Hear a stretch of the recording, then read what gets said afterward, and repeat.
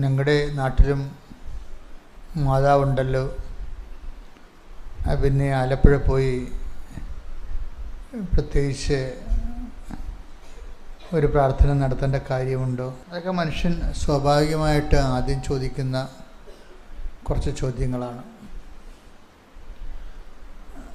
അങ്ങനെ ചോദിക്കുന്നത് നല്ലതാണ്. പക്ഷെ ഉടമ്പടിയിലേക്ക് വരുമ്പോൾ നമുക്ക് മനസ്സിലാകുന്ന ഒരു സത്യമുണ്ട്. ആദ്യകാലങ്ങളിലൊക്കെ നമ്മൾ ഉടമ്പടിക്ക് എനിക്ക് കിട്ടിയ നോട്ട് ഉടമ്പടി ഉടനടി പരിഹാരം എന്നാണ്. 2016 ഉടമ്പടിയെക്കുറിച്ച് അമ്മ ആദ്യം ഇത് ജനങ്ങളിലേക്ക് പോകുമ്പോൾ എന്നോട് പറഞ്ഞത്, ജനങ്ങളോട് ഈ ഒരു അനുഭവത്തെക്കുറിച്ച് പറയണം.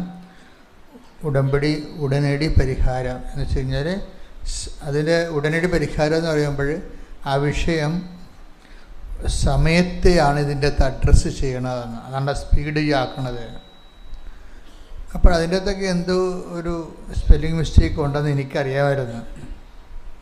കാര്യം ജനങ്ങളെ പെട്ടെന്ന് ആകർഷിച്ചെടുക്കുക എന്നുള്ള ഉദ്ദേശത്തോടു കൂടി അതൊരു ബിസിനസ് ടോൺ അതിൻ്റെ അകത്ത് ഉണ്ടാകും എന്ന് എനിക്ക് നല്ലോണം അറിയാം. ഞാനിങ്ങനെ എല്ലാത്തിനെയും റീസണബിളായിട്ടും ലോജിക്കായിട്ടും ആദ്യം കൊണ്ടുവരുന്ന ആളാണ്.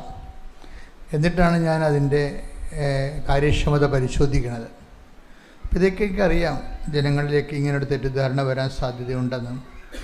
പക്ഷേ എന്നോട് പറഞ്ഞിരിക്കുന്നത്, എൻ്റെ മനസ്സിൽ തന്ന ആന്തരിക ബോധ്യം, ഉടമ്പടിയിലോട്ട് ഒരാൾ വരുമ്പോൾ പെട്ടെന്ന് ദൈവികമായ ഇടപെടൽ ഇതിൻ്റെ അകത്ത് ഉണ്ടാകുമെന്ന് തന്നെയാണ്. അപ്പം ആ ഒരു ബോധ്യം വന്ന കാരണം ഞാൻ ആ ഒരു നിലപാടിൽ ഉറച്ചു നിന്ന്, ഇന്നും ഞാൻ അതിൽ ഉറച്ചു നിൽക്കുന്നുണ്ട്. കാര്യം നിങ്ങൾ കൃപാസനം പത്രം നോക്കിയാൽ മനസ്സിലാകും ഉടമ്പടിയുടെ ഉടനടി അനുഭവങ്ങൾ. കാര്യം എല്ലാ മാസവും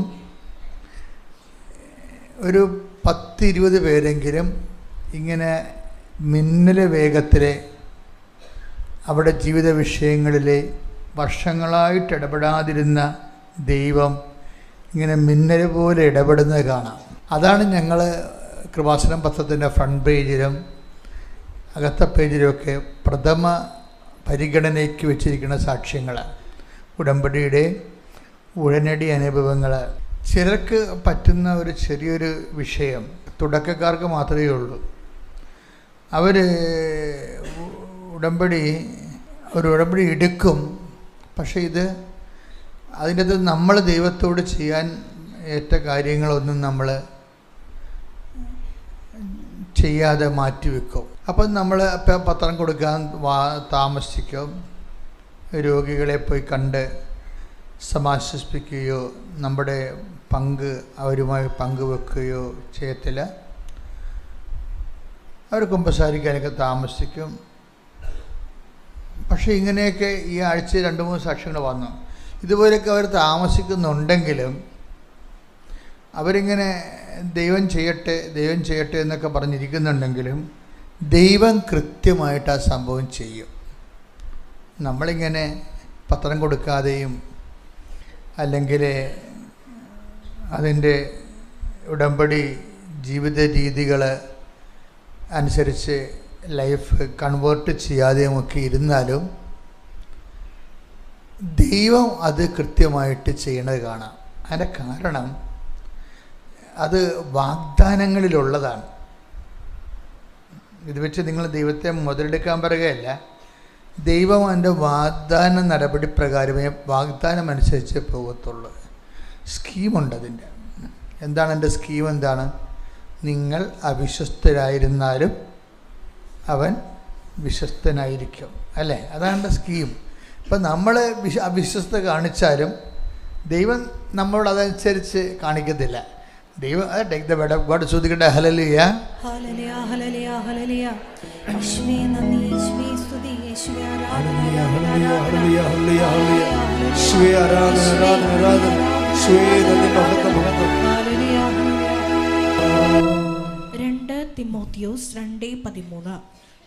2 തിമോത്തിയോസ് 2:13.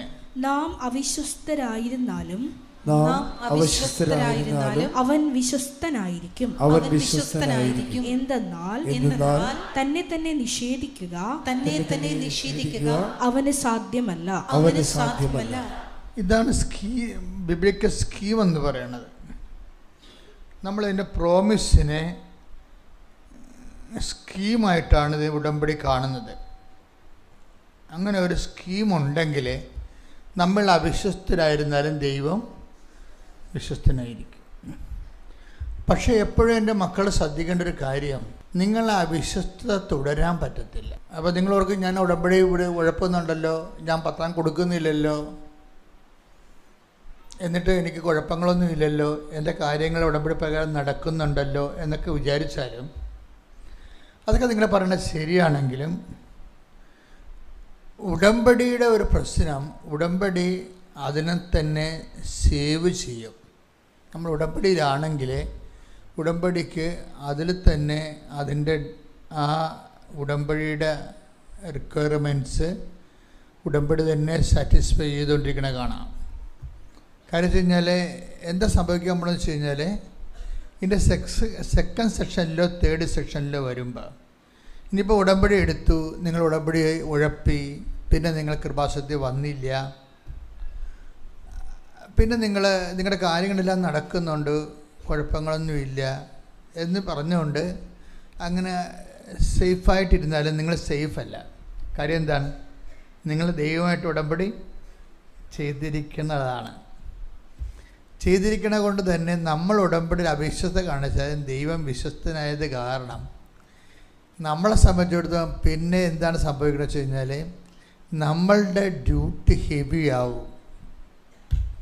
ഉടമ്പടി വെച്ച കാലത്തുള്ളതിനേക്കാൾ ലൈഫ് മുമ്പത്തേക്കാളും ഗുരുതരമാകും. അതെപ്പോഴും നമ്മൾ ശ്രദ്ധിക്കണം. അതായത് നമ്മളിപ്പോൾ ഉടമ്പടി എടുത്തു, ഉടമ്പടി ഉഴപ്പി, പത്രം കൊടുത്തില്ല, കുമ്പസാരിച്ചില്ല, കുർബാന കൂടിയില്ല എന്നൊക്കെ പറഞ്ഞ് തൽക്കാലത്തൊക്കെ നമുക്ക് പറയാം, ഉടമ്പടി എന്നാൽ എന്തൊക്കെ കാര്യങ്ങളെല്ലാം ദൈവം ചെയ്ത് തരുന്നുണ്ട്, ഉഴപ്പിയാലും കുഴപ്പമില്ല എന്നൊക്കെ പറഞ്ഞാൽ ഇതിൻ്റെ ഫസ്റ്റ് ഫേസ് അങ്ങനെയാണ്. പക്ഷേ ഒരു 3 മാസമോ 6 മാസമോ കഴിയുമ്പോൾ ഈ ആൾക്കാർക്ക് സംഭവിക്കണം എന്താണെന്ന് വെച്ച് കഴിഞ്ഞാൽ, അവരുടെ ഉടമ്പടി അവരെടുക്കാൻ വന്നതിനേക്കാളും ഗ്രാവിറ്റിയുള്ള ഗുരുതരമായ പ്രശ്നങ്ങൾ അവിടെ ലൈഫിൽ പിന്നെ വരാൻ തുടങ്ങും. പണ്ട് അവർക്കുണ്ടായിരുന്ന ഭാരങ്ങളെ കൊണ്ട് കഴുത്ത് ഉളുക്കത്തില്ലായിരുന്നു, പിന്നീട് കഴുത്ത് ഉളുക്കുന്ന ഭാരങ്ങൾ വരും. അപ്പോൾ പിന്നെ എന്നാ ചെയ്യുക? അവർ ഭൂരിഭാഗം മനുഷ്യരും തിരിച്ചു വന്ന് ഉടമ്പടി പുതുക്കിയിട്ട്, ഇപ്പോൾ സോഫി എന്ന് പറഞ്ഞൊരു പെൺകുട്ടിയുടെ സാക്ഷിയാണ്. അപ്പോൾ അവൾ ഈ ആഴ്ച ഉള്ളതാണ്. അവളെന്നാ ചെയ്തെന്ന് വെച്ച് കഴിഞ്ഞാൽ, ഇതുപോലെ ഉടമ്പടി ഉഴപ്പിയിട്ടും കാര്യങ്ങളെല്ലാം ഭംഗിയായിട്ട് പോകുന്നുണ്ടായിരുന്നു. പിന്നീട് കാര്യങ്ങളെല്ലാം ഉതക്കാൻ തുടങ്ങി, കയ്യിൽ നിന്ന് വിട്ടുപോണ പോലെയായി. അപ്പോൾ അവരെന്നാ ചെയ്ത്, അവൾ രണ്ടാമത് കുമ്പസാരിച്ച് ഉടമ്പടി പുതുക്കിയിട്ട് ഈ പണ്ട് പത്രം കൊണ്ടുപോയി വെച്ചിരുന്ന സ്ഥലങ്ങളൊക്കെ ഇവൾ മറന്നുപോയായിരുന്നു. ആ പത്രം കൊടുത്തില്ല, വീടിൻ്റെ അലമാരുടെ മുകളിലും പെട്ടിയിലും അവിടെ ഇവിടെയൊക്കെ പഴയ പത്രങ്ങളങ്ങനെ ഇരിക്കുകയും. എന്നിട്ട് അവസാനം മാതാവ് ഓരോന്നേ കാണിച്ചു കൊടുക്കും. കാര്യം എന്താണ്? അതെല്ലാം കടവല്ലേ. അതാണ് വിഷയം. നിങ്ങളുടെ കയ്യിൽ നിന്ന് പോയിട്ട് ആ പത്രം കൊടുക്കുക, അത് വേറെ വല്ല കടയിലൊക്കെ വല്ലൊക്കെ അറിയാതെ എടുത്ത് ഉടമ്പടി എടുക്കാത്തൊരു വീട്ടിൽ വല്ല ഭ്രാന്തും കാണിച്ച് പോയിട്ടുണ്ടെങ്കിൽ നിങ്ങളുടെ കാര്യത്തിൽ ഒന്നൊന്നര തീരുമാനം വരുന്നു. പണി വരുന്നുണ്ട് അവറാച്ചാന്ന് പറയത്തല്ലേ, അതുപോലെ. എന്താ കാര്യം? അത് ദൈവത്തെ ആക്ഷേപിച്ചതിന് തുല്യമാണ്. പിന്നെ ഇവർ ഇക്ഷ ഇണ്ണ എന്നൊക്കെ പറഞ്ഞ് വരക്കും. മര്യാദക്കൊന്നും വരക്കണ കാണാം, ഒരു കുഴപ്പമില്ല, വരക്കും. അപ്പം അതിന് നിങ്ങൾക്ക് മാർഗമില്ലെങ്കിൽ പിന്നെ ചെയ്യേണ്ടത് ഇരട്ടി പത്രം വാങ്ങിച്ചിട്ട് വീണ്ടും പത്രം പ്രാർത്ഥനയോടെ വിതരണം ചെയ്യുക. അത് തന്നെ ചെയ്യാതെ വേറെ മാർഗ്ഗമില്ല.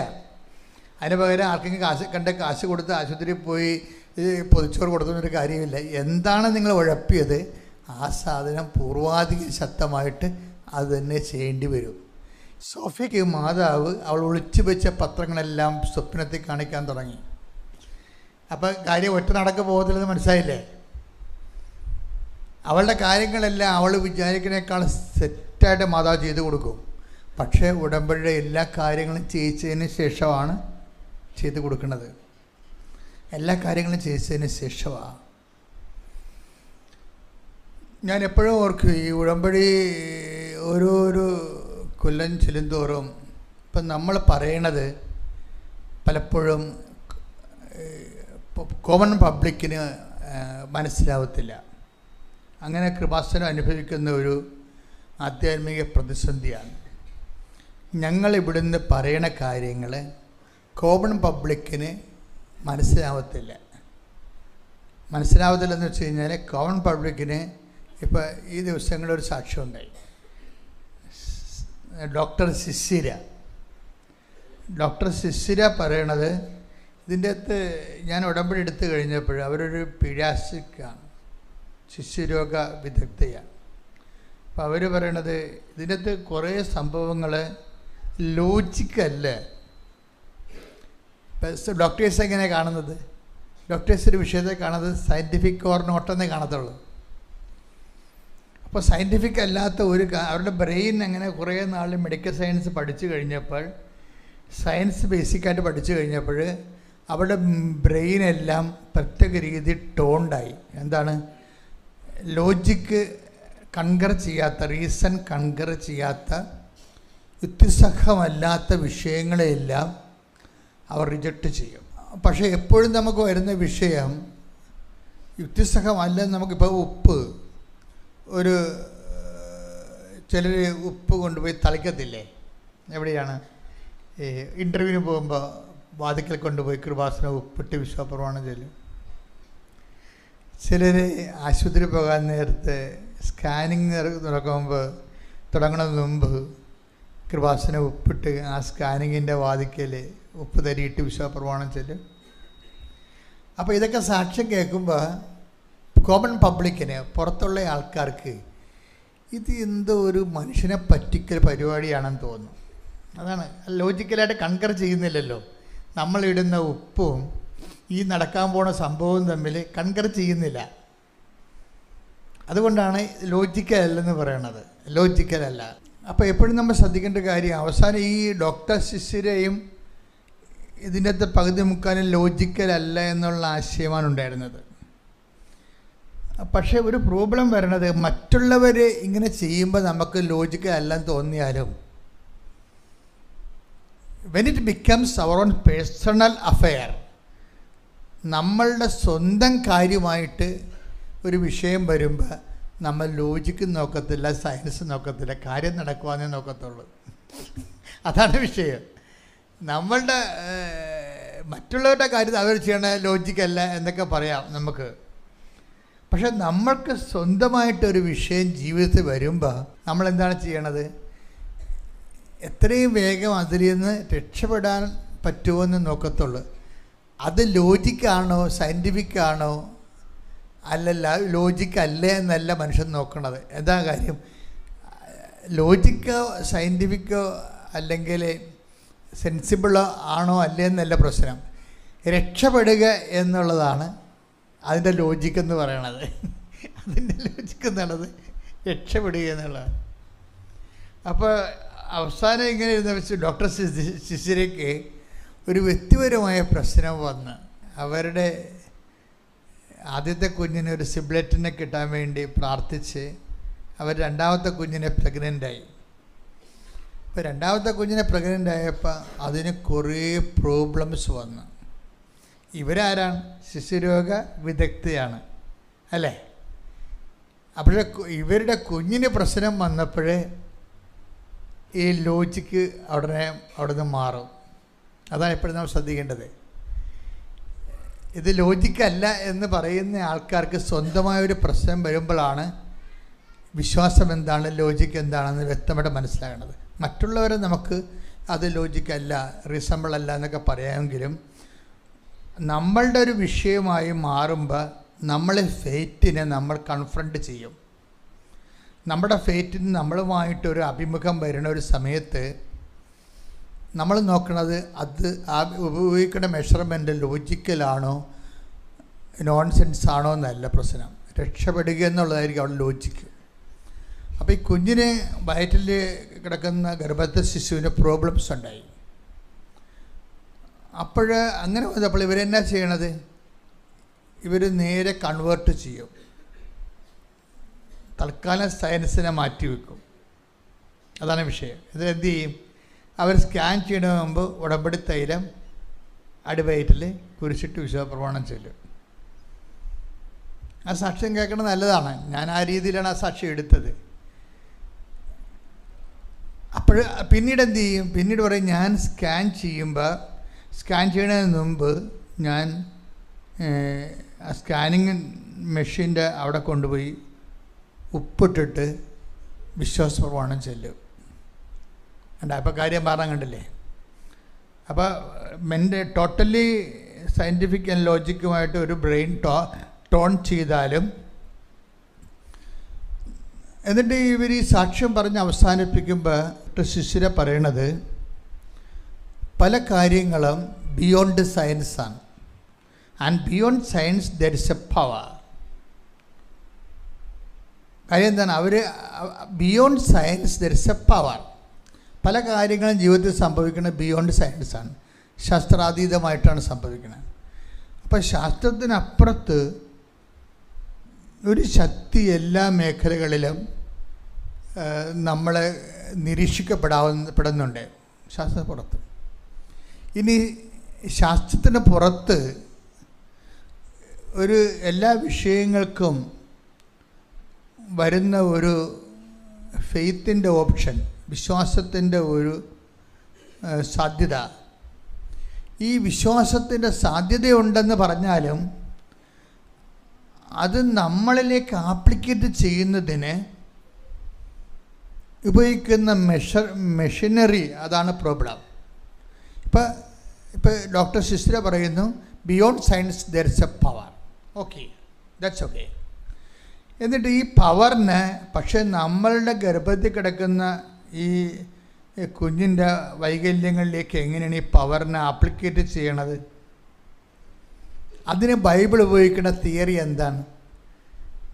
എന്താണത്? Not by merit but by grace. അത് തിരിച്ച് മറച്ചു വിട്ടാൽ എന്താ പറയണത്? Not by logic but by faith. കണ്ടാ, അപ്പോൾ ലോജിക് ഇല്ല ഇവിടെ ജീവിതത്തിൽ. Not by merit but by grace എന്ന് നമ്മൾ പറയുന്നു അല്ലേ? അതാണ് ഇതിൻ്റെ ഈ ഉടമ്പടിയുടെ ബേസിക് പ്രിൻസിപ്പിൾ. അതാണ്. അതെന്താണ്? അത് പഴയ നിയമവും പുതിയ നിയമവും കൺകർ ചെയ്യുന്ന ഒരു ഫോർമുലയാണ്. പുതിയ ആൾക്കാരൊക്കെ അത് കേൾക്കണം. പണ്ടൊക്കെ ഞാൻ എപ്പോഴും പറയുമായിരുന്നു, take the blood of God, സ്തുതിക്കട്ടെ, ഹല്ലേലൂയ ഹല്ലേലൂയ ഹല്ലേലൂയ. എഫേസ്യോസ് 2:8 ഏറ്റു പറഞ്ഞു. എഫേസ്യോസ് 2:8. ഈ എഫേസ്യോസ് എന്ന് പറയുമ്പോൾ വിശുദ്ധ പൗലോസ് അപ്പോസ്തലൻ എഴുതിയ ലേഖനമാണ്. എഫേസ്യോസ് സഭയ്ക്ക് എഴുതിയ ലേഖനം, 2-ാം അധ്യായം 8-ാം വാക്യം. വിശ്വാസം വഴി കൃപയാലാണ് നിങ്ങൾ രക്ഷിക്കപ്പെട്ടത്. അത് നിങ്ങൾ നേടിയെടുത്തതല്ല, ദൈവത്തിന്റെ ദാനമാണ്. അതായത് ആർജിതമല്ല, അനുഗ്രഹമാണെന്ന് പറയത്തില്ലേ? അപ്പം നമ്മളുടെ ഈ ലോകത്തുള്ള എല്ലാ വിഷയങ്ങൾക്കും രണ്ടായിട്ട് തിരിക്കും നമ്മൾ. എന്താണ്? ആർജിതം എന്ന് വെച്ചാൽ ആർജിതം നമ്മൾ നേടിയെടുത്തത്, പിന്നെ അനുഗ്രഹപ്രകാരം. ചില കാര്യങ്ങൾ നേടിയെടുക്കാൻ നമുക്ക് പറ്റത്തില്ല, അതാണ് എൻ്റെ ഒരു വിഷയം. ചില കാര്യങ്ങൾ നേടിയെടുക്കാൻ പറ്റത്തില്ല. അപ്പം നേടിയെടുക്കാൻ പറ്റാതെ വരുമ്പോൾ പിന്നെയുള്ള മാർഗം എന്താണ്? പ്രാർത്ഥനയല്ല, പ്രഖ്യാപനമാണ്. പറഞ്ഞ മനസ്സിലായില്ലേ? ആ പ്രഖ്യാപനം തന്നെ. ഇപ്പം പ്രാർത്ഥന, പ്രഖ്യാപനം, പ്രയോഗം. വിശ്വാസം നമുക്ക് ദൈവത്തിനിത് സാധ്യമാണെന്ന് പറയുമ്പോഴും ഈ ദൈവത്തിന് ഡോക്ടർ ശിശുയുടെ ഉദരത്തിൽ കിടക്കുന്ന കുഞ്ഞിൻ്റെ വൈകല്യങ്ങളിലേക്ക് ആപ്ലിക്കേറ്റ് ചെയ്യണമെന്നുണ്ടെങ്കിൽ 3 തരം മെഷീനറിയാണ് ഉപയോഗിക്കുന്നത്. ഒന്നെന്താണ്? പ്രെയർ. രണ്ടാമത്തത് എന്താണ്? പ്രഖ്യാപനം. മൂന്നാമത്തത് എന്താണ്? പ്രയോഗം. സാധാരണ ക്രിസ്ത്യാനികളും അല്ലെങ്കിൽ ആത്മീയ മേഖലയിലും ദൈവത്തിൻ്റെ കൂടെയൊക്കെ ജീവിക്കുന്ന ആൾക്കാരും ആത്മീയമായിട്ടൊക്കെ കാര്യങ്ങൾ സമീപിക്കുന്നവരും പകുതി മുക്കാലും ഉപയോഗിക്കുന്നത് പ്രാർത്ഥനയാണ് ഉപയോഗിക്കുന്നത്, സാധാരണ ഉപയോഗിക്കുന്നത്. പ്രാർത്ഥനയ്ക്ക് ഉണ്ടാകുന്ന ഒരു പ്രോബ്ലം എന്ന് പറയണത് എന്താണ്? എൻ്റെ പ്രോബ്ലം, യഥാർത്ഥ പ്രോബ്ലം അതിൻ്റെ അകത്ത് ഇൻവെസ്റ്റ്മെൻറ്റ് ലോ ഇൻവെസ്റ്റ്മെൻറ്റാണ്. അതാണ് ഏറ്റവും പ്രശ്നം. ലോ ഇൻവെസ്റ്റ്മെൻറ്റ്, പ്രാർത്ഥനയുടെ ഒരു പരാധീനത എന്ന് പറയുന്നത് ലോ ഇൻവെസ്റ്റ്മെൻറ്റാണ്. അതായത് താഴ്ന്ന നിലവാരത്തിലുള്ള നിക്ഷേപം. എന്താ താഴ്ന്ന നിലവാരത്തിലുള്ള നിക്ഷേപം എന്ന് പറയണത്? നമുക്ക് പ്രാർത്ഥനയ്ക്ക് മുതൽ മുടക്കൊന്നും ഇല്ലല്ലോ. എന്ത് ചെയ്യണം? നമ്മളിരുന്നുകൊണ്ട് ചിലർക്ക് കർണക്കൊന്ത ചെല്ലും. അത് മടിച്ചുകൾ മാത്രമേ കർണക്കൊന്ത ചെല്ലത്തുള്ളൂ. ജപമാലയെക്കുറിച്ചൊക്കെ ആഴമായ ബോധ്യങ്ങളില്ലാത്തവരാണ് സബ്സ്റ്റിറ്റ്യൂട്ട് ചെയ്യണത്. കർണക്കൊന്ത സഭയുടേതാണ്, അതിനകത്ത് തെറ്റൊന്നുമില്ല. പക്ഷേ അതേസമയം തന്നെ എപ്പോഴും ഓർക്കേണ്ടത് രക്ഷാകര ദിവ്യരഹസ്യങ്ങൾ അട്ടിമുട്ടി നിറഞ്ഞു നിൽക്കുന്ന കാലത്തിലൂടെ പ്രയോഗിച്ച് യുദ്ധങ്ങൾ ജയിച്ച പരിശുദ്ധ ജപമാല നമ്മുടെ കയ്യിൽ ഇരിക്കുമ്പോൾ ബുദ്ധിയും ബോധമുള്ളവർ വേറെ അത് ഉപയോഗിച്ചിട്ട് മാത്രമേ മറ്റുള്ള അതിനേക്കാൾ ഇതുവരെ പ്രൂവൺ ചെയ്യാത്ത വിഷയങ്ങൾ ഉപയോഗിക്കത്തുള്ളൂ. ഇതൊക്കെ പ്രൂവ് ചെയ്യണ ഇപ്പോൾ കണ്ണക്കൊന്തൊക്കെ തുടങ്ങിയിട്ട് എത്ര കൊല്ലമായി? 50 കൊല്ലം പോലും ആയില്ല. അതൊക്കെ പ്രൂവ് ചെയ്തിട്ടില്ലല്ലോ. അതിൻ്റെ വിശ്വാസ രാക്ഷസന്മാരൊക്കെ വരുമ്പോൾ പ്രൂവ് ചെയ്യാമായിരിക്കും. പക്ഷേ കണ്ടൻറ്റ് വൈസ് എപ്പോഴും എങ്ങനെയാണ്? കൃപാസനം എപ്പോഴും പ്രൊമോട്ട് ചെയ്യണത് എന്താണ്? ജപമാല മാത്രമേ പ്രൊമോട്ട് ചെയ്യത്തുള്ളൂ, വേറെ ഒരു സാധനം പ്രൊമോട്ട് ചെയ്യത്തില്ല. അതിൻ്റെ കാരണമെന്ന് പറയണത് മറ്റേ തെറ്റാണെന്നല്ല പറയുകയല്ല, അത് സഭ അംഗീകരിച്ചതാണ്. പക്ഷേ മിഷനറിയുടെ പവർഫുൾനെസ് വ്യത്യാസമുണ്ട്. രക്ഷാകര സംഭവങ്ങളെ അഷാദ രഹസ്യം മുതൽ ഭൂസ്വലോകം രാജ്ഞിയായിട്ട് മുടിതിരിപ്പിക്കപ്പെട്ടതിനെക്കുറിച്ച് ധ്യാനിക്കുമ്പോൾ മാതാവിനെക്കുറിച്ചല്ല ധ്യാനിക്കുന്നത്, സമ്പൂർണ്ണ ബൈബിളാണ് നമ്മൾ ധ്യാനിക്കുന്നത്. രക്ഷാകര സംഭവങ്ങൾ അതിൻ്റെ വിശ്വാസ പ്രഖ്യാപനങ്ങളാണ്. അത് ഇത്തിരി പാടുവാണ് ശരിക്കും പറഞ്ഞാൽ, അതല്ല ശരിക്കും പാടുവാണ്. അപ്പം കൃപാസനം മിനിസ്ട്രിയുമായിട്ട് നിൽക്കുന്ന ആൾക്കാർ എപ്പോഴും നമ്മൾ ശ്രദ്ധിക്കേണ്ട ഇതാണ്, ജപമാല ട്രെയിൻ ചെയ്യാൻ പറ്റുന്നില്ലെങ്കിൽ പിന്നെ അച്ഛന് വേറെ ഒരു ഓപ്ഷൻ തരാനില്ല. കാരണം ജപമാലയെ സബ്സ്റ്റിറ്റ്യൂട്ട് ചെയ്ത് കഴിഞ്ഞാൽ അത് മാറ്റി നിർത്തിയിട്ട് ലളിതമായ എന്തെങ്കിലും ലഘുരൂപങ്ങളൊക്കെ എടുത്തു കഴിഞ്ഞാലുള്ള കുഴപ്പം, അതിൻ്റെ ഒരു റിസൾട്ട് അതിന് ആനുപാതികമായിരിക്കും. ഇപ്പം ജപമാലക്കാണെങ്കിൽ യുദ്ധങ്ങൾ ജയിച്ച ചരിത്രമുണ്ട്, ജനലക്ഷങ്ങളെ മാനസാന്തരപ്പെടുത്തിയ തലമുറകളെ അതിജീവിപ്പിച്ച ചരിത്രമുണ്ട്. അത്രയും വലിയ മിഷനറി ചരിത്രത്തിൽ നിൽക്കുമ്പോൾ തന്നെ അത് മാറ്റിവെച്ചിട്ട് കരുണയായിരിക്കണമെന്ന് മാത്രം ഇങ്ങനെ 100 പ്രാവശ്യം പറഞ്ഞുകൊണ്ടിരുന്നു കഴിഞ്ഞാൽ അത് വരുന്നത് ബിഗിനേഴ്സിന് കുഴപ്പമില്ല. പക്ഷേ ജപമാലയെ സബ്സ്റ്റിറ്റ്യൂട്ട് ചെയ്യരുതൊരിക്കലും. ഇതിൻ്റെ പേരിൽ ജപമാലയെ സബ്സ്റ്റിറ്റ്യൂട്ട് ചെയ്തത് പലരുടെയും ആധ്യാത്മിക തകർച്ചയ്ക്ക് കാരണമായിട്ടുണ്ട്. കാര്യം നിങ്ങളിത് കളയാതെ തന്നെ ജപമാല അതിൻ്റെ ചൈതന്യത്തിൽ ജീവിച്ചുകൊണ്ട് തന്നെ മറ്റുള്ള കർണക്കൊന്ത പോലുള്ള ചെല്ലേണ്ടതായിരുന്നു. അത് വളരെ സീരിയസ് ആയിട്ട് പറയണതാണത്, വളരെ സീരിയസ് ആയിട്ട്. കാര്യം ഈ കാലഘട്ടങ്ങളിൽ ഇതുപോലെയുള്ള പല വിഷയങ്ങളുള്ളത് കൊണ്ട് തന്നെയാണ് മാതാവ് ഇങ്ങനെ ഒരു സെൻറ്റർ തന്നെ തുടങ്ങി ലോകം മുഴുവൻ എത്ര പെട്ടെന്നാണ് കൃപാസനത്തിൻ്റെ ആധ്യാത്മികത ജനലക്ഷങ്ങൾ ഫലം കണ്ട് തുടങ്ങിയത്. അതെപ്പോഴും നമ്മൾ ശ്രദ്ധിക്കണം. അതെന്തുകൊണ്ടാണ്? ആൾക്കാരെ സാധാരണ പ്രാർത്ഥനകളെക്കാളും ജനങ്ങൾ പ്രഖ്യാപനത്തിലേക്ക് വന്നു, പ്രഖ്യാപനത്തെക്കാളും ജനങ്ങൾ പ്രയോഗത്തിലേക്ക് വന്നു. അതുകൊണ്ടാണ് അത്രയും വ്യത്യാസം വന്നത്. അപ്പോൾ നമ്മൾ ഓരോ കാര്യം, ഇപ്പം നിങ്ങളുടെ കയ്യിൽ ഇരിക്കുന്നത് ഉടമ്പടി തൈലമുണ്ട്, ഉടമ്പടി ഉപ്പുണ്ട്, അതൊക്കെ എന്താണ് ശരിക്കും പറഞ്ഞാൽ വിശ്വാസ പ്രയോഗങ്ങളാണ്.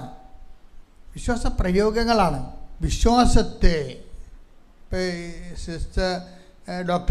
സിസ്റ്റർ എന്നാ പറയണത്, അവരുടെ ഡെലിവറിക്ക് മുമ്പും അവർ ഉദരത്തിൽ ഉടമ്പടി തൈലം കൊണ്ട് കുരിശ് വരച്ചിട്ടാണ് വിശ്വാസ പ്രമാണം ചിലപ്പോൾ നമ്മളെപ്പോഴും ചെയ്യുമ്പോൾ ഉപ്പ് തളിച്ചാലും ഉടമ്പടി തൈലം ധരിച്ചാലും അതിങ്ങനെ വെറുതെ ഇങ്ങനെ തൂത്ത് വെക്കണമല്ല പ്രശ്നം. അത് പ്രയോഗവിധിയാണ്.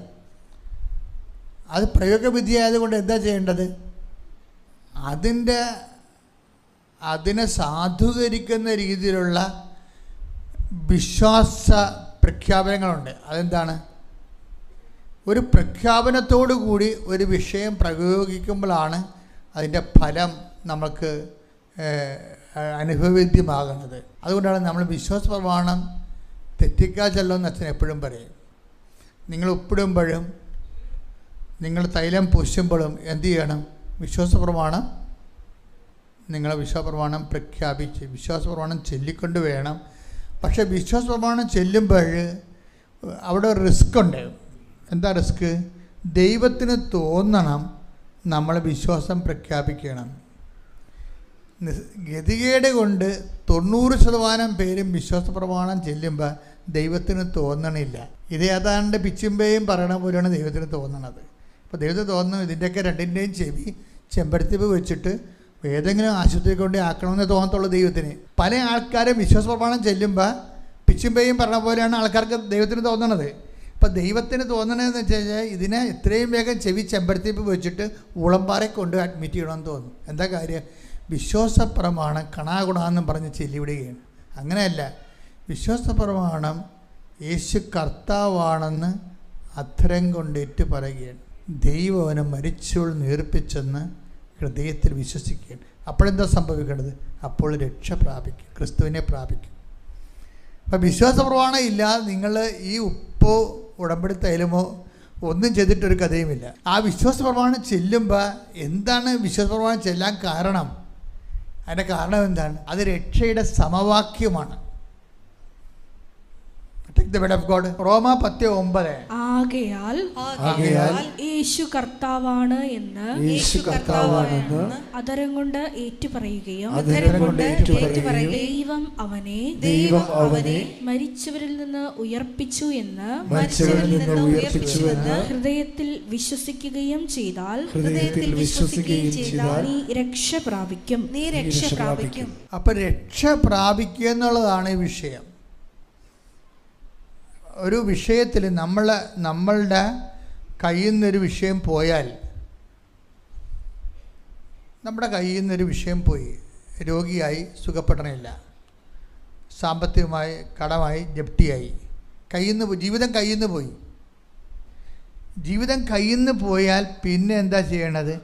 അഡീഷണൽ സ്ട്രെങ്ത് ആണൊരു വ്യക്തിക്ക് വേണ്ടത്. അതിന് അഡീഷണൽ സ്ട്രെങ്ത്, ജീവിതം തിരിച്ചു പിടിക്കാനുള്ള അഡീഷണൽ സ്ട്രെങ്ത്. ജീവിതം കയ്യിൽ നിന്ന് പോയാൽ ജീവിതം തിരിച്ചു പിടിക്കാനുള്ള എക്സ്ട്രാ എനർജി എന്ന് പറഞ്ഞാൽ എന്താണ്?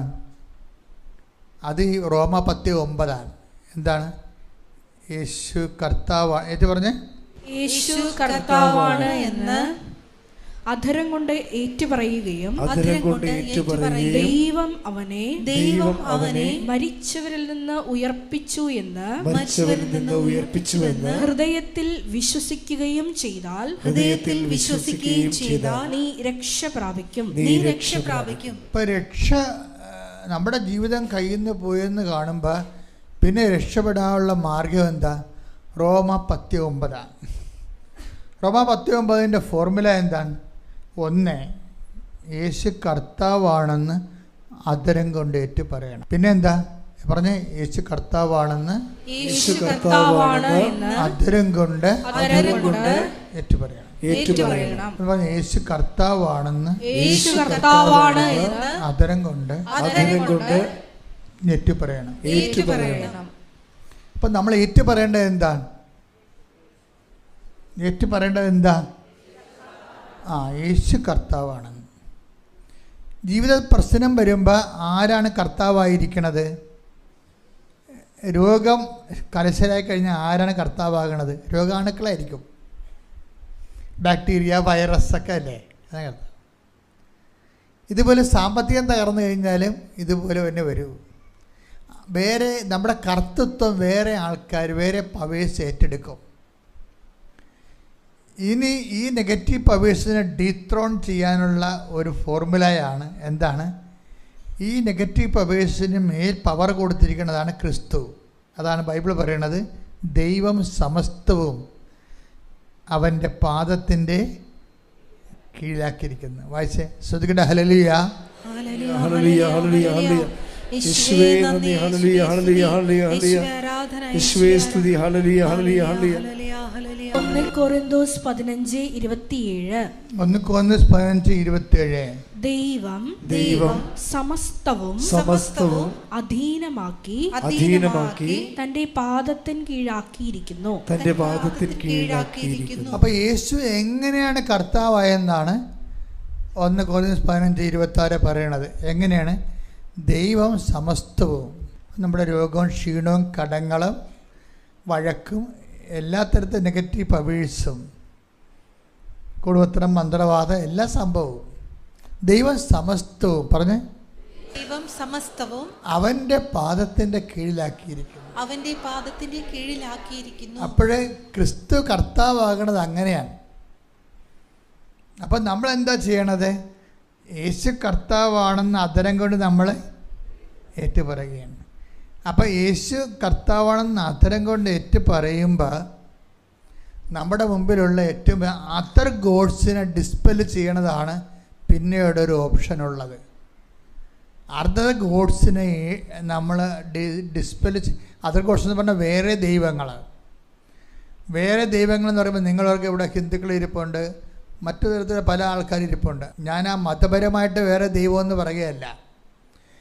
ഞാനിവിടെ അതർ ഗോഡ്സ് എന്ന് പറയുമ്പോൾ മനുഷ്യൻ ദൈവത്തെക്കാൾ പ്രാധാന്യം കൊടുക്കുന്ന പൊന്ന്, അതുപോലെ തന്നെ പണം, ചിലരുമായിട്ടുള്ള ബന്ധങ്ങൾ, ചില വ്യക്തികൾ, ഇത് നമ്മൾ എന്തുകൊണ്ടാണ് ഇതുപോലെയുള്ള വ്യക്തികൾക്ക് ആത്മീയ കാര്യങ്ങൾക്ക് ബൈബിളല്ലാതെ വേറെ വ്യക്തികൾ നമ്മളെ ഉപദേശിക്കാൻ നിങ്ങൾ അനുവദിക്കരുത്. എന്താ കാര്യം? അവർ അതർ ഗോഡ്സിൽപ്പെട്ട ആളാണ്, വേറെ ദൈവമാണ്.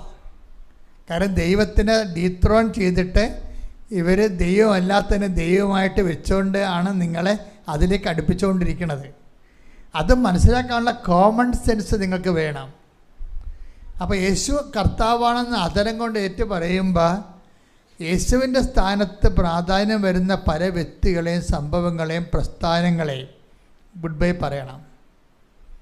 അതാണ് വിഷയം. അതൊരു വേർപാട് ജീവിതമാണ്. ഈ യേശുവിനെ സ്വീകരിക്കുന്നതിന് നല്ല വേർപാട് വേണ്ടി വരും. യേശുവിനെ സ്വീകരിക്കുന്ന അല്ലാതെ അതുകൊണ്ട് ഈശോ തന്നെ പറഞ്ഞിട്ടുണ്ട്, ദൈവത്തെയും മാമോനെയും ഒരുമിച്ച് സേവിക്കുക സാധ്യമല്ല. അതാണ് വിഷയം. Take the word of God. ശ്രുതിക്കട്ടെ. ഹല്ലേലൂയ, ഹല്ലേലൂയ, ഹല്ലേലൂയ, ഹല്ലേലൂയ, ഹല്ലേലൂയ. യേശുവേ നന്ദി, ഹല്ലേലൂയ, ഹല്ലേലൂയ, ഹല്ലേലൂയ, ഹല്ലേലൂയ, ഹല്ലേലൂയ, ഹല്ലേലൂയ. മത്തായി 6:24. മത്തായി 6:24. 2 യജമാനന്മാരെ സേവിക്കാൻ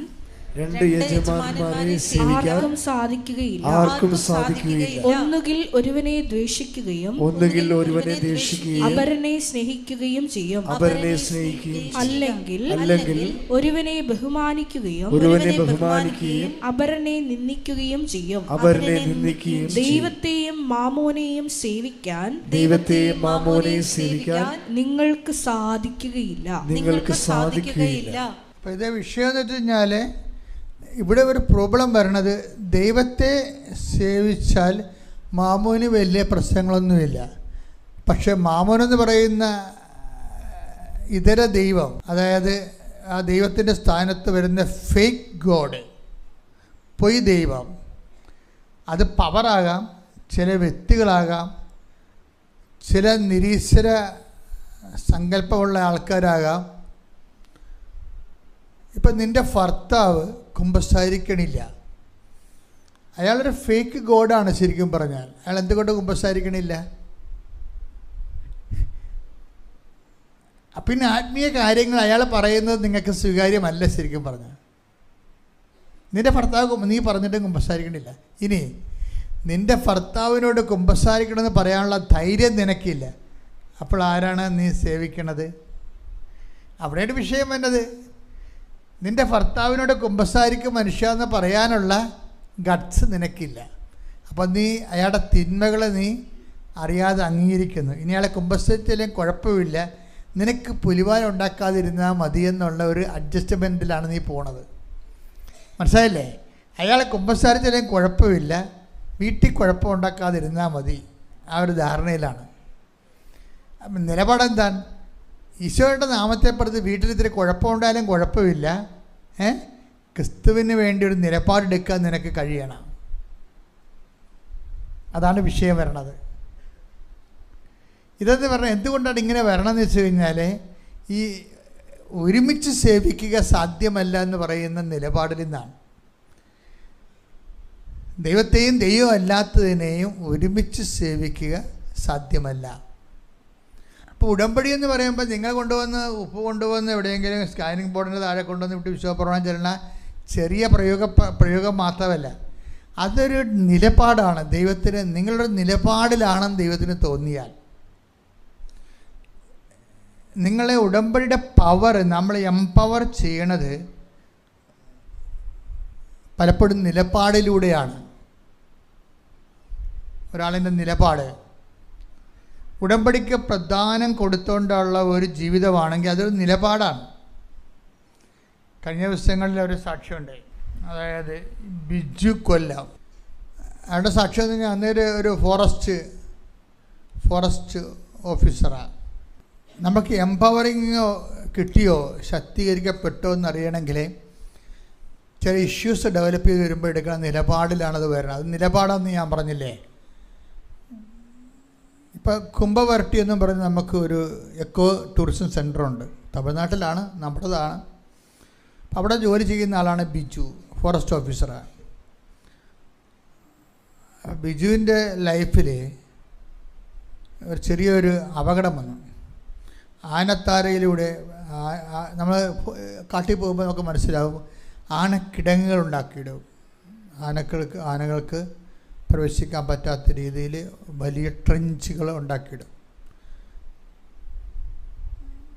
പക്ഷെ മനുഷ്യന് അതിലൂടെ പോകാൻ വേണ്ടി പാഴത്തടികളുണ്ട്, പാലം ഉണ്ടാക്കും. അപ്പോൾ ബിജു ഈ ട്രെഞ്ചിൻ്റെ മുകളിൽ കൂടി പാഴത്തടി പാലത്തെ കൂടി പോവുകയും പെട്ടെന്ന് അത് ഒടിഞ്ഞു പോയിട്ട് അയാൾ തലയിടിച്ച് താഴെ വീണ് അയാളുടെ കേൾവി പോയി. 1.5 ഡെസിമൽ കേൾവി പോയി. അപ്പോൾ ഡോക്ടർ പറഞ്ഞ് ഇനി പറ്റത്തില്ല, ഇനി ഓപ്പറേഷൻ വേണം എന്ന് പറഞ്ഞ്. ഓപ്പറേഷൻ കിട്ടിയാലും ഇത് കേൾവി കിട്ടുമെന്ന് അറിയത്തില്ലെന്ന് പറയും. അപ്പോൾ ബിജു പറയും, ആലപ്പുഴ ഒരു ഡോക്ടറുണ്ട്, ഓപ്പറേഷൻ ഇല്ലാതെ സുഖപ്പെടുത്തണമെന്ന്. അതാണ് വിഷയം, അതാണ് നിലപാടെന്ന് പറയുന്നത്. ആരെയാണ് ഉദ്ദേശിക്കണത്? കൃപാസന മാതാവിനെ ഉദ്ദേശിക്കണത്. അതാണ് വിഷയം.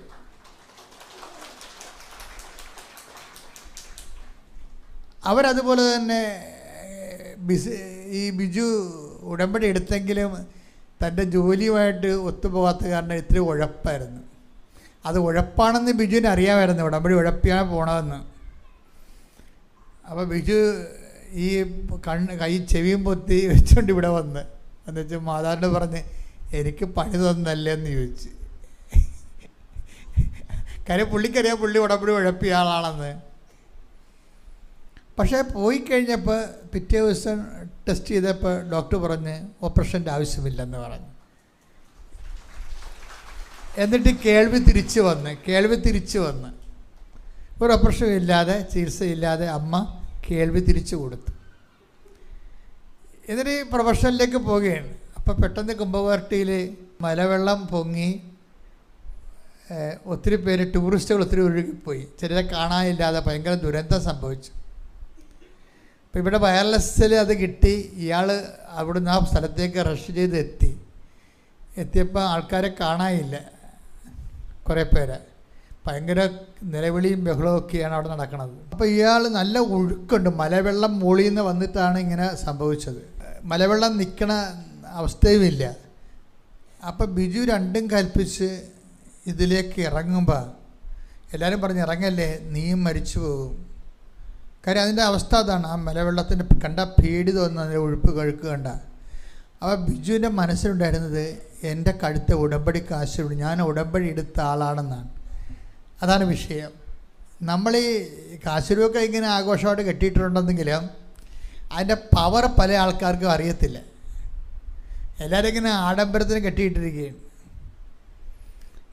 അതിന് എന്തിനാണ് നിങ്ങൾക്ക് ഈ ഉടമ്പടി കാശുരൂപം തരണത്?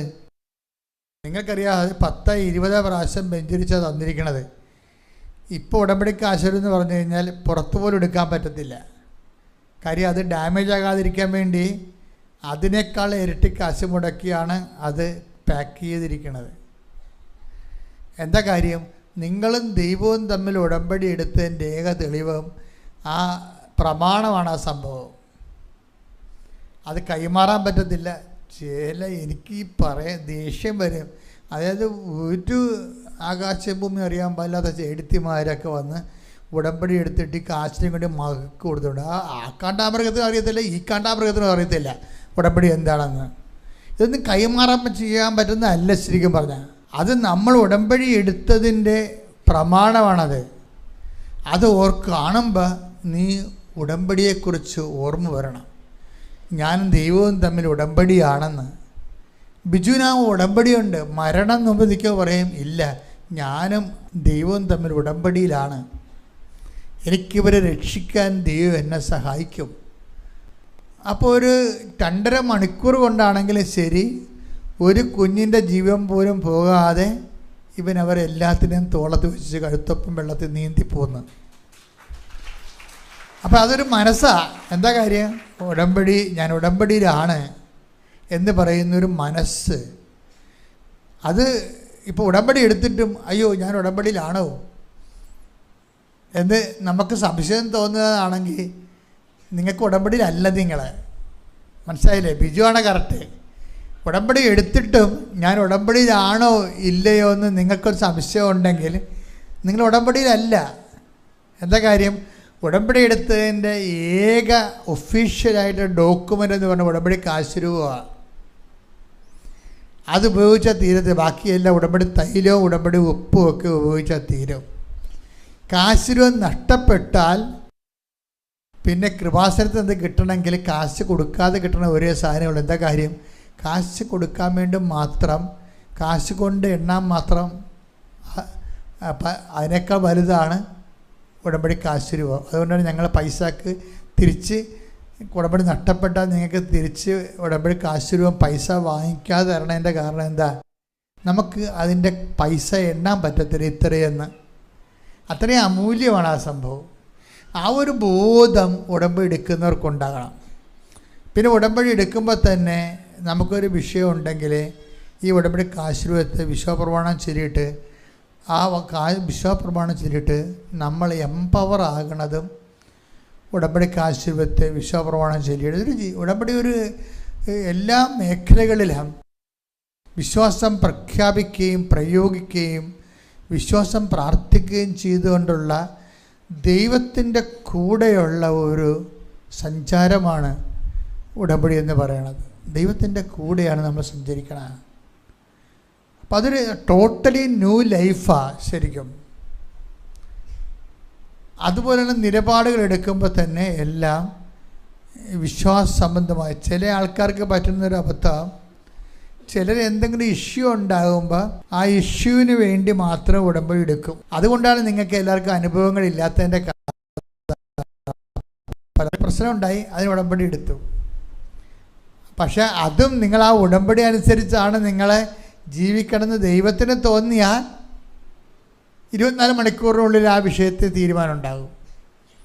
നിങ്ങൾ ഉടമ്പടി എന്താണ് പ്രശ്നമെന്ന് എന്നോട് ചോദിച്ചാൽ ഞാൻ പറയും, ഇതുവരെക്കും ഉടമ്പടി എടുത്തിട്ട് 3 കൊല്ലമായെങ്കിലും ഉടമ്പടി നിങ്ങൾ എടുത്തിട്ടുണ്ടെന്ന് ദൈവത്തിൻ്റെ പുസ്തകത്തെ രജിസ്റ്റർ ചെയ്തിട്ടില്ല. അതാണ് ആ ഒരു പ്രശ്നം. നിങ്ങൾ ഉടമ്പടി എടുത്ത ആളാണെന്ന് നിങ്ങൾ പറയുന്നുണ്ടെങ്കിൽ അത് നിങ്ങളുടെ സ്വകാര്യമായ അവകാശവാദം മാത്രമാണ്. നിങ്ങൾ ഉടമ്പടിയിലാണെന്നുള്ളത് ദൈവം അംഗീകരിച്ചിട്ടില്ല. എല്ലാവരും ഒന്ന് എഴുന്നേറ്റ് നിന്ന് സ്തുതിക്കട്ടെ. ഹല്ലേലൂയ. ഒരുമിച്ച് സ്തുതിക്കട്ടെ. ഹല്ലേലൂയ.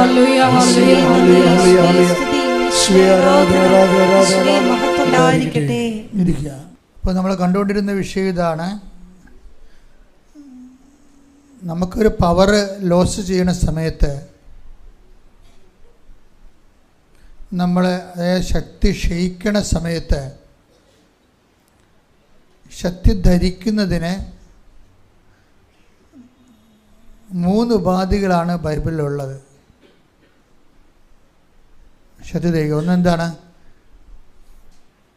പ്രാർത്ഥന, പിന്നെ പ്രഖ്യാപനം, പിന്നെ പ്രയോഗം.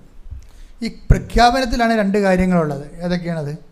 ഉടമ്പടി കാശുരൂപവും, അതായത് നമ്മൾ പരസ്യമായിട്ട് ഇട്ടുണ്ടാക്കുകയല്ലേ, അത് പ്രഖ്യാപനമാണ്. പ്രഖ്യാപനം എന്ന് പറയുമ്പോൾ എപ്പോഴും ഒരു സമൂഹത്തിൻ്റെ മുമ്പിലാണ് നമ്മൾ പ്രഖ്യാപിക്കുന്നത്. അതാണ് നമ്മളിത് പരസ്യമായിട്ട് കഴുത്തിലിട്ട് നടക്കണം. അതുകൊണ്ട് നിങ്ങൾ പേഴ്സിലും പോക്കറ്റിലും വെച്ചിട്ട് എന്നെ കണ്ട മിണ്ടല്ലേ നമ്മൾ നടക്കരുത്. നിങ്ങൾ ഉടമ്പടി എടുത്ത ആളാണെന്ന് വീട്ടിൽ പോലും അറിയാൻ പാടില്ല എന്നുണ്ടെങ്കിൽ ലോക കള്ളിയാണ് നിങ്ങൾ. ഉടമ്പടി എടുത്ത ആളാണെന്ന് വീട്ടിൽ പോലും അറിയാൻ പാടില്ല. അതിൻ്റെ അടുത്ത് എന്താണ്? നിങ്ങൾ ദൈവത്തെക്കാൾ ഉപരി മനുഷ്യനെ പേടിക്കുകയും മനുഷ്യനെ ദൈവമാക്കുകയും ചെയ്യുന്നതാണ് പ്രശ്നം. അത്രയും ബുദ്ധിമുട്ട് നിങ്ങൾ ഉടമ്പടി എടുക്കാൻ നിൽക്കരുത്.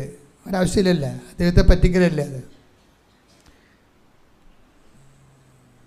അതായത് നിങ്ങൾ പ്രഖ്യാപിക്കുന്ന വിശ്വാസത്തെ സത്യസന്ധത വേണം. എങ്ങനെ പ്രഖ്യാപനത്തിൽ എന്താ വേണ്ടത്? മനുഷ്യർ വേണം പ്രഖ്യാപിക്കാൻ. അത് രഹസ്യമായിട്ട് ഒറ്റയ്ക്ക് ചെയ്യുന്ന കാര്യമല്ല. എന്താണ് അതിൻ്റെ വചനം? ഏതാണ്? മനുഷ്യരുടെ മുമ്പിൽ. എടുത്ത വചനം എടുത്തേ. മത്തായി 10:32. മത്തായി 10:32. മനുഷ്യരുടെ മുമ്പിൽ എന്നെ ഏറ്റുപറയുന്നവനെ എന്റെ സ്വർഗസ്ഥനായ പിതാവിന്റെ മുമ്പിൽ ഞാനും ഏറ്റുപറയും. അപ്പോൾ ഈ പ്രഖ്യാപനത്തിനുള്ള വാക്കെന്താണ്? ഏറ്റുപറച്ചിൽ എന്നുള്ള വാക്കാണ്. എന്താണ് ഏറ്റുപറയണത്? വിശ്വാസമാണ് ഏറ്റുപറയണത്. ആരാണ് ഏറ്റുപറയണത്? യേശുവിനെയാണ് ഏറ്റുപറയണത്. യേശു ആരാണെന്ന് ഏറ്റുപറയണത്? യേശു കർത്താവാണെന്നാണ് ഏറ്റുപറയണത്. മനസ്സിലായില്ലേ? ഇതിന് കാര്യത്തിൽ വ്യക്തത ഉണ്ടാകണം കാര്യങ്ങൾ. രണ്ടാമത് ഈ ഏറ്റുപറച്ചിൽ വരുന്നത് പത്ര വിശ്വാസ പ്രഖ്യാപനത്തിൻ്റെ ഭാഗമാണ്. പ്രയോഗമല്ല, പ്രാർത്ഥനയുമല്ലത്, പ്രഖ്യാപനമാണ്. അതുകൊണ്ടാണ് നിങ്ങൾ അതിന് പകരം പത്രം കൊടുക്കുന്നതിന് പകരം നിങ്ങൾ വേറെ പൊതിച്ചോറ് കൊടുക്കാൻ പറ്റിയാൽ നടക്കത്തില്ലേ ഈ സംഭവം. നിങ്ങൾ സ്വന്തമായിട്ട് സബ്സ്റ്റിറ്റ്യൂട്ട് ചെയ്യണതാണ്. ജനിച്ചത് കള്ളത്തരത്തിലാണ്, ജീവിച്ചതും കള്ളത്തരത്തിലാണ്. ദൈവത്തിന് പണി കൊടുക്കാൻ വേണ്ടിയാണ് ഉടമ്പടി എടുത്തിരിക്കുന്നത്. അങ്ങനെ ചെയ്യരുത്. അതെന്ന് വെച്ച് കഴിഞ്ഞാൽ പത്രം കൊടുക്കുന്നതിൻ്റെ ഉദ്ദേശം എന്താ? നമ്മൾ ഏറ്റുപറയുകയാണ്, വിശ്വാസം ഏറ്റുപറയുകയാണ്. വിശ്വാസം ഏറ്റുപറയുമ്പോൾ ആരെയാണ്? യേശു കർത്താവാണെന്നാണ് ഏറ്റുപറയണത്. സോഫിക്ക് മാതാവ് അവൾ ഒളിച്ചു വെച്ചിരുന്ന എല്ലാ പത്രങ്ങളും എടുത്ത് 6-ാം മാസം കൊടുപ്പിക്കും. കാര്യം അത് കടവാണ്. അതാണ് ഞാൻ നിങ്ങളോട് പറഞ്ഞത്. നിങ്ങൾ അങ്ങനെ വല്ല കടവാണെന്നുണ്ടെങ്കിൽ നിങ്ങൾ അത്രയും സംഭവങ്ങൾ എടുത്ത് വാങ്ങിച്ച് തിരിച്ചു കൊടുക്കേണ്ടി വരും. കാര്യത്തിൽ ഇതിൻ്റെ അകത്ത് കണ്ണടച്ച് ഇരുട്ടാക്കാനൊന്നും പറ്റത്തില്ല. ചില ജന്മന കള്ളികളും കള്ളന്മാരുണ്ടല്ലോ, അവർ ദൈവത്തെ പോലും പറ്റിപ്പ് കാണിക്കും. അങ്ങനെ ചെയ്യരുത്. അവരതൊക്കെ ഒളിച്ചു വെച്ചിട്ട് വേറെ രീതിയിലൊക്കെ ട്വിസ്റ്റ് ചെയ്തിട്ട് അവതരിപ്പിക്കും. ഇത് ഉടമ്പടി റിലേഷനല്ലേ. ഉടമ്പടി അത് ശരിക്കും നെഗറ്റീവായിട്ട് ബാധിക്കും. അപ്പോൾ വയറ്റിപ്പഴപ്പിന് വേണ്ടി ദൈവത്തിന് പണി കൊടുക്കാൻ വന്നത് കാരണം ദൈവം തിരിച്ചു പണിയുകയും ചെയ്യും. അത് എന്തിനാണ് ഇല്ലാത്ത പണിക്ക് നടക്കുന്നത്? അപ്പോൾ ചെയ്യാനുള്ള സത്യസന്ധമായിട്ട് ചെയ്യണം, സത്യസന്ധമായിട്ട്. അപ്പോൾ ദൈവത്തിന് തോന്നണം നമ്മൾ ഉടമ്പടിയിലാണെന്ന്. അതാണ് മെയിൻ സംഭവം. ദൈവത്തിന് തോന്നണം നമ്മൾ ഉടമ്പടിയിലാണെന്ന്. നമ്മുടെ നിലപാടുകളും നയങ്ങളും സമീപനങ്ങളും എല്ലാം കൊണ്ട് നമ്മൾ ദൈവമായിട്ട് ഉടമ്പടിയിലാണെന്ന് തോന്നണം. അതുകൊണ്ടാണ് ഒരിക്കലും വഴക്കുകളൊക്കെ ഉണ്ടാകും. വഴക്കുകളൊക്കെ ആൾക്കാർ തമ്മിലുണ്ടാകും. പക്ഷെ നമ്മുടെ ഭാഗം ക്രമീകരിക്കാൻ വേണ്ടി അതിനേക്കാൾ വലിയ വഴക്കമുണ്ടാക്കി ആ രീതിയിൽ പഴയതുപോലെ ജീവിക്കാൻ പറ്റത്തില്ല. നിങ്ങളൊരു വഴക്ക് ചിലപ്പോൾ തോറ്റ് മറ്റുള്ളവർ വിചാരിക്കും അവർ പറയണത് ശരിയാണ്. കാര്യം അവർക്ക് സ്വരം ഉണ്ടല്ല. അവർ സ്വരം എടുത്ത് നമ്മളെ തോൽപ്പിച്ചായിരിക്കും. അപ്പം ശരിയാണെന്ന് വിചാരിക്കും. അവർ പറഞ്ഞ ശരിയല്ലെന്ന് പറയാൻ വേണ്ടി നമ്മളും അവരെ തോൽപ്പിക്കാൻ വേണ്ടി അതേ മെഷീനറി ഉപയോഗിക്കാൻ പറ്റത്തില്ല. കാര്യം ഇതെല്ലാം കണ്ടുകൊണ്ടിരിക്കുന്ന ദൈവമാണ് നമ്മൾക്ക് പ്രതിഫലം നൽകണത്. രഹസ്യത്തിൽ അറിയുന്ന പിതാവ് നിങ്ങൾക്ക് പ്രതിഫലം നൽകും. Take the word of God. ശ്രുതിക്കട്ടെ ഹല്ലേലൂയ. യേശുവേ നന്ദി. ഹല്ലേലൂയ ഹല്ലേലൂയ. യേശുവേ സ്തുതി, യേശുവേ ആരാധന, യേശുവേ മഹത്വം മഹത്വം മഹത്വം. 6:18 6:18 രഹസ്യങ്ങൾ അറിയുന്ന പിതാവ് നിനക്ക് പ്രതിഫലം നൽകും. അപ്പം ദൈവത്തിനും നിനക്ക് മാത്രം അറിയാവുന്ന കുറേ രഹസ്യങ്ങൾ മറ്റുള്ളവർക്ക് അറിയത്തില്ലത്. അപ്പം ചിലപ്പോൾ ദൈവത്തിന് വേണ്ടി നീ തോറ്റു കൊടുത്തതായിരിക്കും. ഉടമ്പടിയിലെ വിശുദ്ധിയോടെ നിലനിൽക്കാൻ വേണ്ടി നീ അംഗീകരിച്ചു കൊടുത്തതായിരിക്കും. അപ്പം രഹസ്യത്തിൽ അറിയുന്ന പിതാവ് നിനക്ക് പ്രതിഫലം നൽകും. അപ്പം അത് നിൻ്റെ വിശ്വാസത്തിൻ്റെ വിഷയമായിട്ട് ദൈവം ഏറ്റെടുക്കുകയും. പിന്നെ എപ്പോഴും നമ്മൾ പ്രാർത്ഥിക്കേണ്ടത്, കേസുകളൊക്കെ ഉണ്ടാകുന്നത് ദുരിതമാണ്. ശരിക്കും കേസുകൾ ഉണ്ടാകുന്നത് ദുരിതമാണ്. അങ്ങനൊരു വാക്ക് ബൈബിളിലുണ്ട്, അല്ലേ? നിങ്ങളുടെ ഇടയിൽ തർക്കങ്ങൾ ഉണ്ടാകരുത്, വിജാതിയരുടെ കോടതിയിൽ നിങ്ങളുടെ വിഷയം തീരുമാനിക്കാൻ ഇടവരരുത്. Take the word of God. ശ്രുതിക്കട്ടെ ഹല്ലേലൂയ. ഹല്ലേലൂയ ഹല്ലേലൂയ. യേശുവേ നന്ദി. ഹല്ലേലൂയ ഹല്ലേലൂയ ഹല്ലേലൂയ. 1 കൊരിന്തോസ് 6:5 മുതലുള്ള തിരുവചനങ്ങൾ. 1 കൊരിന്തോസ് 6:5. നിങ്ങളെ ലജ്ജിപ്പിക്കാനാണ് ഞാനിത് പറയുന്നത്. സഹോദരർ തമ്മിലുള്ള വഴക്കുകൾ തീർക്കാൻ മാത്രം ജ്ഞാനിയായ ഒരുവൻ പോലും നിങ്ങളുടെ ഇടയിൽ ഇല്ലെന്ന് വരുമോ? സഹോദരൻ സഹോദരനെതിരെ പരാതിയുമായി ന്യായാസനത്തെ സമീപിക്കുന്നു. അതും വിജാതീയരുടെ ന്യായാസനത്തെ. നിങ്ങൾ തമ്മിൽ വ്യവഹാരങ്ങൾ ഉണ്ടാകുന്നത് തന്നെ നിങ്ങളുടെ പരാജയമാണ്. എന്തുകൊണ്ട് ദ്രോഹം നിങ്ങൾക്ക് ക്ഷമിച്ചുകൂടാ? വഞ്ചന സഹിച്ചുകൂടാ. അപ്പോൾ ഇതാ വിഷയം എന്ന് പറയുന്നത്. നമ്മളെപ്പോഴും ഇപ്പോൾ കേസില്ലേ, കുറേ ആൾക്കാർ കേസിൻ്റെ പേപ്പർ കൊണ്ടൊന്ന് എനിക്ക് തരും. അച്ഛാ ഇത്രാം തീയതി കേസാണ്, കേസ് ജയിക്കാൻ വേണ്ടി പ്രാർത്ഥിക്കണമെന്ന് പറയും. ഞാനത് വാങ്ങിച്ച മാതാവിനെ കൊടുത്തിട്ട് തിരിച്ചു തരും. കാര്യം ആ കേസ് ഞാൻ ചോദിച്ച് എനിക്കറിയത്തില്ല. ഇവർ വക്കീൽ പറയുന്ന എല്ലാ കള്ളത്തരങ്ങളും ഇവർ അംഗീകരിച്ച് ഒപ്പിട്ട് കൊടുത്തിരിക്കുകയായിരിക്കും. കാര്യം നമ്മളൊരിക്കലും കേസ് സത്യസന്ധമായിട്ട് പറഞ്ഞാൽ കേസ് ജയിക്കുക? ഒരിക്കലും കേസ് ജയിക്കത്തില്ല. സത്യസന്ധമായിട്ട് പറഞ്ഞാൽ കേസ് നിലനിൽക്കുക? കേസ് നിലനിൽക്കത്തില്ല. പിന്നെ ഇത് ഇല്ലാത്ത കാര്യങ്ങൾ പറയണം. ഇല്ലാത്ത കാര്യങ്ങൾ പറയണത് തന്നെ നിങ്ങളുടെ തമ്മിൽ വ്യവഹാരങ്ങളുണ്ടെങ്കിൽ നിങ്ങൾക്ക് പരാജയമാണെന്നല്ലേ പറയണത്. ഇല്ലാത്ത കാര്യങ്ങൾ പറഞ്ഞാൽ എന്തു പറ്റും? അപ്പം തന്നെ നമ്മൾ ഉടമ്പടിയിലും എല്ലാത്തിലും പരാജയപ്പെട്ടിരിക്കുകയാണ്. പിന്നെ നിങ്ങളുടെ ഇടയിൽ നീതി ഉണ്ടെങ്കിൽ, അനീതി ഉണ്ടാക്കാതിരുന്നാൽ മതി. നീതി ഉണ്ടെങ്കിൽ നിങ്ങൾ കേസുമായി മുന്നോട്ട് പോകാം. നീതി ഇല്ലെങ്കിൽ നിങ്ങൾ കേസുമായി മുന്നോട്ട് പോകരുത്. നിങ്ങളുടെ നീതി ഉണ്ടെങ്കിൽ, ഇപ്പോൾ ഭർത്താവിനിടയ്ക്ക് വാങ്ങിച്ച സ്വർണം നിങ്ങൾ പറയണ 50 പവൻ തന്നെന്ന് പറയും. ഞാൻ 50 പവനും കൊണ്ടാണ് വന്നത്, 50 ലക്ഷം രൂപയെന്ന് പറയും. നിങ്ങൾക്കറിയാം നിങ്ങളെല്ലാം കൂടി 20 പവനേ ഉണ്ടായിരുന്നുള്ളെന്ന്. കേസ് ഇപ്പോൾ വക്കീൽ പറയണ 20 പവൻ എന്നാ ഉണ്ടാകാനാണ്, അതുകൊണ്ട് നിങ്ങൾ 50 എഴുതാൻ പറയും. അപ്പോൾ ആരാണ് ഈ ആളും വന്ന് ഉടമ്പടി എടുത്തിട്ടുണ്ട്. വക്കീൽ പറഞ്ഞിട്ടാണ്. ഇപ്പോൾ വക്കീലാണ് അവിടെ കർത്താവ്, യേശു അല്ല. അവിടെ വിഷയം വന്നിരിക്കുന്നത്. യേശു കർത്താവാണെന്ന് പറയുമ്പോൾ യേശുവിൻ്റെ സ്ഥാനത്ത് തീരുമാനം എടുക്കാൻ സഹായിച്ച കള്ളക്കർത്താക്കന്മാരുണ്ട്. അവരോട് ഗുഡ് ബൈ പറയേണ്ടി വരും. എന്താ കാര്യം? വക്കീലിനെ കുറ്റം പറഞ്ഞൊരു കാര്യമില്ല, അയാളുടെ പറ്റിപ്പഴപ്പാണത്. അതങ്ങനെ പറഞ്ഞാലേ കേസ് നിൽക്കത്തുള്ളൂ. പക്ഷെ അങ്ങനെ പറഞ്ഞാൽ നീ നിൽക്കത്തില്ല. എന്താ കാര്യം? നീ 50,000 രൂപയ്ക്ക് ദൈവത്തിന് ഒറ്റിക്കൊടുത്ത് കള്ളത്തരം പറഞ്ഞിട്ട് അനുഗ്രഹം മേടിക്കാൻ വേണ്ടി ഉടമ്പടി ചെയ്ത് അടിച്ചു മാറ്റാൻ മറുപറയെ വന്നിരിക്കുന്ന ആളാണ് ദൈവത്തിന് അറിയത്തില്ലേ. അപ്പം നീ കേസ് ജയിച്ചാലും ജീവിതകാലം മുഴുവൻ തോറ്റ ഇഫക്റ്റാണ് വരാൻ പോണത്.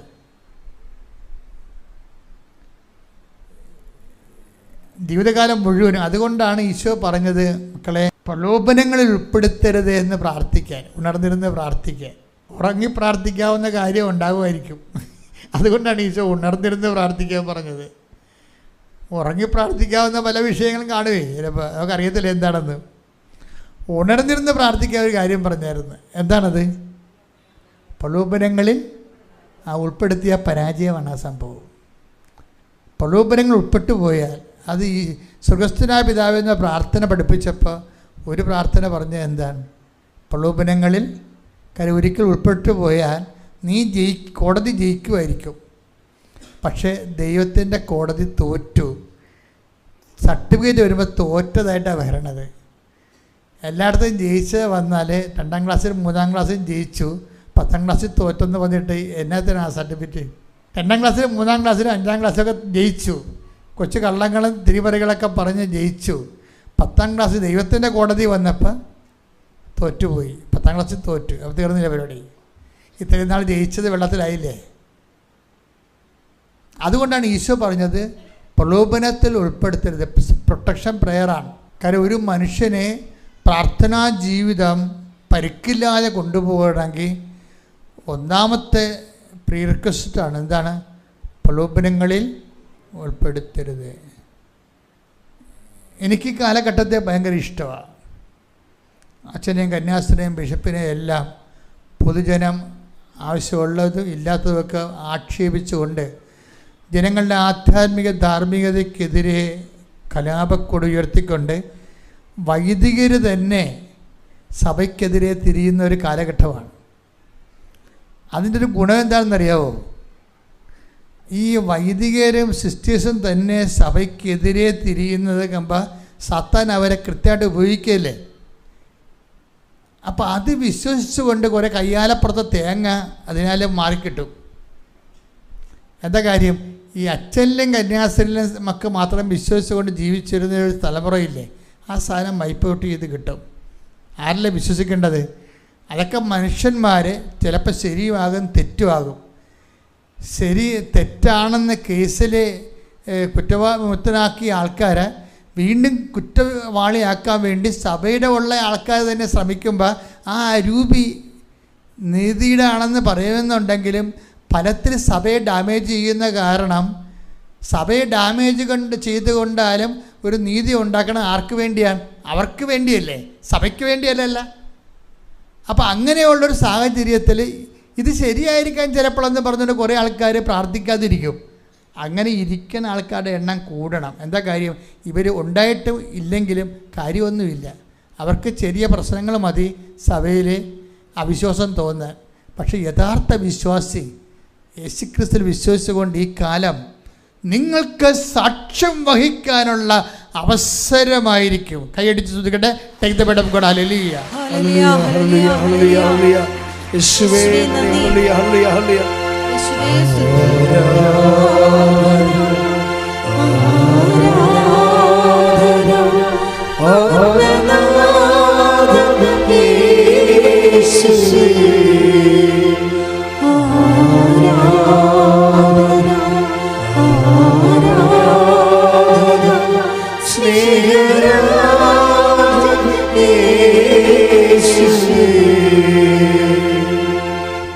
മർക്കോസ് 13:9.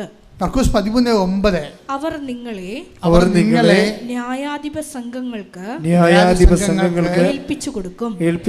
അപ്പോൾ അതാണല്ലോ ഇപ്പം സംഭവിക്കണത്. അവർ നിങ്ങളെ ന്യായാധിപ സംഘങ്ങൾക്ക് ഏൽപ്പിച്ചു കൊടുക്കും. സിനഗോഗുകളിൽ വെച്ച് നിങ്ങളെ പ്രഹരിക്കും. ദേശാധിപതികളുടെയും രാജാക്കന്മാരുടെയും മുമ്പാകെ എനിക്ക് സാക്ഷ്യം നൽകാൻ നിങ്ങൾ നിൽക്കും. ഇതൊക്കെ നിങ്ങൾക്ക് സാക്ഷ്യം നൽകാനുള്ള അവസരമായിരിക്കും. അപ്പം നമുക്ക് എന്തെങ്കിലും തരത്തിലുള്ള നമ്മുടെ വിശ്വാസത്തിനെതിരെ ഒരു സിറ്റുവേഷൻ ക്രിയേറ്റ് ചെയ്യപ്പെടുമ്പോൾ ചിലപ്പോൾ അവിടെ മീഡിയ റീച്ചിന് വേണ്ടിയാകും, അല്ലെങ്കിൽ സഭയെ തന്ത്രപരമായിട്ട് ഉപദ്രവിച്ചുകൊണ്ട് രാഷ്ട്രീയ നേട്ടം ഉണ്ടാക്കാനാകും. ഇതെല്ലാം ഇലക്ഷൻ്റെ ഒരു ടൈമിനാണ് ഇതെല്ലാം പൊങ്ങി വരണമെന്ന് ഓർക്കണം. അപ്പം നമ്മളെ സഹായിക്കാമെന്നും പറഞ്ഞ് നമ്മുടെ കൂടെ നിൽക്കുന്ന ആൾക്കാർക്ക് പോലും അവർ തന്നെയായിരിക്കും നമ്മളെ ഏറ്റവും ഉപദ്രവിക്കാൻ വേണ്ടി സാത്താനെ ഉപയോഗിക്കുന്ന ആൾക്കാർ. പക്ഷേ ഇതൊക്കെ എന്താണ് വിശ്വാസികളെ സംബന്ധിച്ചിടത്തോളം എന്താണ് അത് ശരി ഇത് ശരി വേണമെന്ന് പറയുന്ന സമയമല്ലത്. മറിച്ച് എന്താണ് വിശുദ്ധമായ ജീവിതം നയിച്ചുകൊണ്ട് ഇതെല്ലാം നിങ്ങൾക്ക് സാക്ഷ്യം വഹിക്കാനുള്ള അവസരമായിരിക്കും. ശ്രദ്ധിക്കട്ടെ. ഹല്ലേലൂയ ഹല്ലേലൂയ ഹല്ലേലൂയ ഹല്ലേലൂയ ഹല്ലേലൂയ ഹല്ലേലൂയ ഹല്ലേലൂയ. യേശുവേ ആരാധന ആരാധന ആരാധന ആരാധന ആരാധന.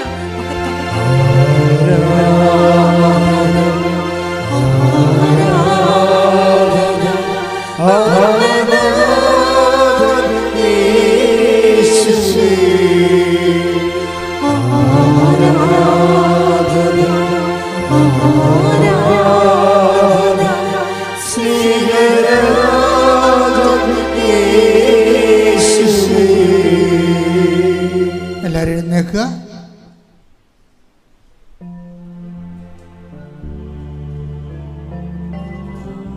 വ്യക്തിപരമായ പ്രാർത്ഥനകളുടെയും ജീവിത സമർപ്പണ പ്രാർത്ഥനകളുടെയും സമയമാണ്. സിസ്റ്റർ ജോമോൾ ഇപ്പോഴും പ്രാർത്ഥിക്കും. ഓരോ വിഷയങ്ങളുടെ മേലും സമർപ്പിച്ച് പ്രാർത്ഥിക്കും. നിങ്ങൾ ആദരവോടെ ഭക്തിയോടെ ജീവിതാവസ്ഥകൾ, നിങ്ങൾ ഇന്ന് നേരിടുന്ന ജീവിത പ്രശ്നങ്ങൾ സമർപ്പിച്ചുകൊണ്ട് നിൽക്കട്ടെ. പരിശുദ്ധ പരമാ ദിവ്യ കാരുണ്യത്തിന് നേരവും ആരാധനയും സ്തുതിയും പുകഴ്ചയും ഉണ്ടായിരിക്കട്ടെ. പരിശുദ്ധ പരമാ ദിവ്യ കാരുണ്യത്തിന് നേരവും ആരാധനയും സ്തുതിയും പുകഴ്ചയും ഉണ്ടായിരിക്കട്ടെ. പരിശുദ്ധ പരമാ ദിവ്യ കാരുണ്യത്തിന് നേരവും ആരാധനയും സ്തുതിയും പുകഴ്ചയും ഉണ്ടായിരിക്കട്ടെ. നമുക്കെല്ലാവർക്കും കൃപാസനം പ്രത്യക്ഷീകരണ മധ്യസ്ഥ പ്രാർത്ഥന ഏറ്റുചൊല്ലി പ്രാർത്ഥിക്കാം. അമ്മേ പരിശുദ്ധ അമ്മേ, അമ്മേ പരിശുദ്ധ അമ്മേ, ദൈവമാതാവേ, ദൈവമാതാവേ, കൃപാസനത്തിലൂടെ ഞങ്ങൾക്കും ഞങ്ങളുടെ ദേശത്തിനും അമ്മ മധ്യസ്ഥം തേടി തന്ന എല്ലാ അനുഗ്രഹങ്ങൾക്കും കൃപകൾക്കും ഞങ്ങളിപ്പോൾ ഹൃദയം നിറഞ്ഞ നന്ദി പറയുന്നു. സ്തുതിച്ചു പ്രാർത്ഥിക്കാം. ഹല്ലേലൂയ ഹല്ലേലൂയ. നാളിതുവരെ ഞങ്ങൾക്ക് ലഭിച്ച എല്ലാ കൃപകൾക്കും അനുഗ്രഹങ്ങൾക്കും നന്ദി പറയുന്നു. Hallelujah hallelujah. മഹത്വം മഹത്വം. ആരാധന ആരാധന. ദൈവപിതാവേ നന്ദി. പിതാവേ മഹത്വം. ദൈവപിതാവേ ആരാധന.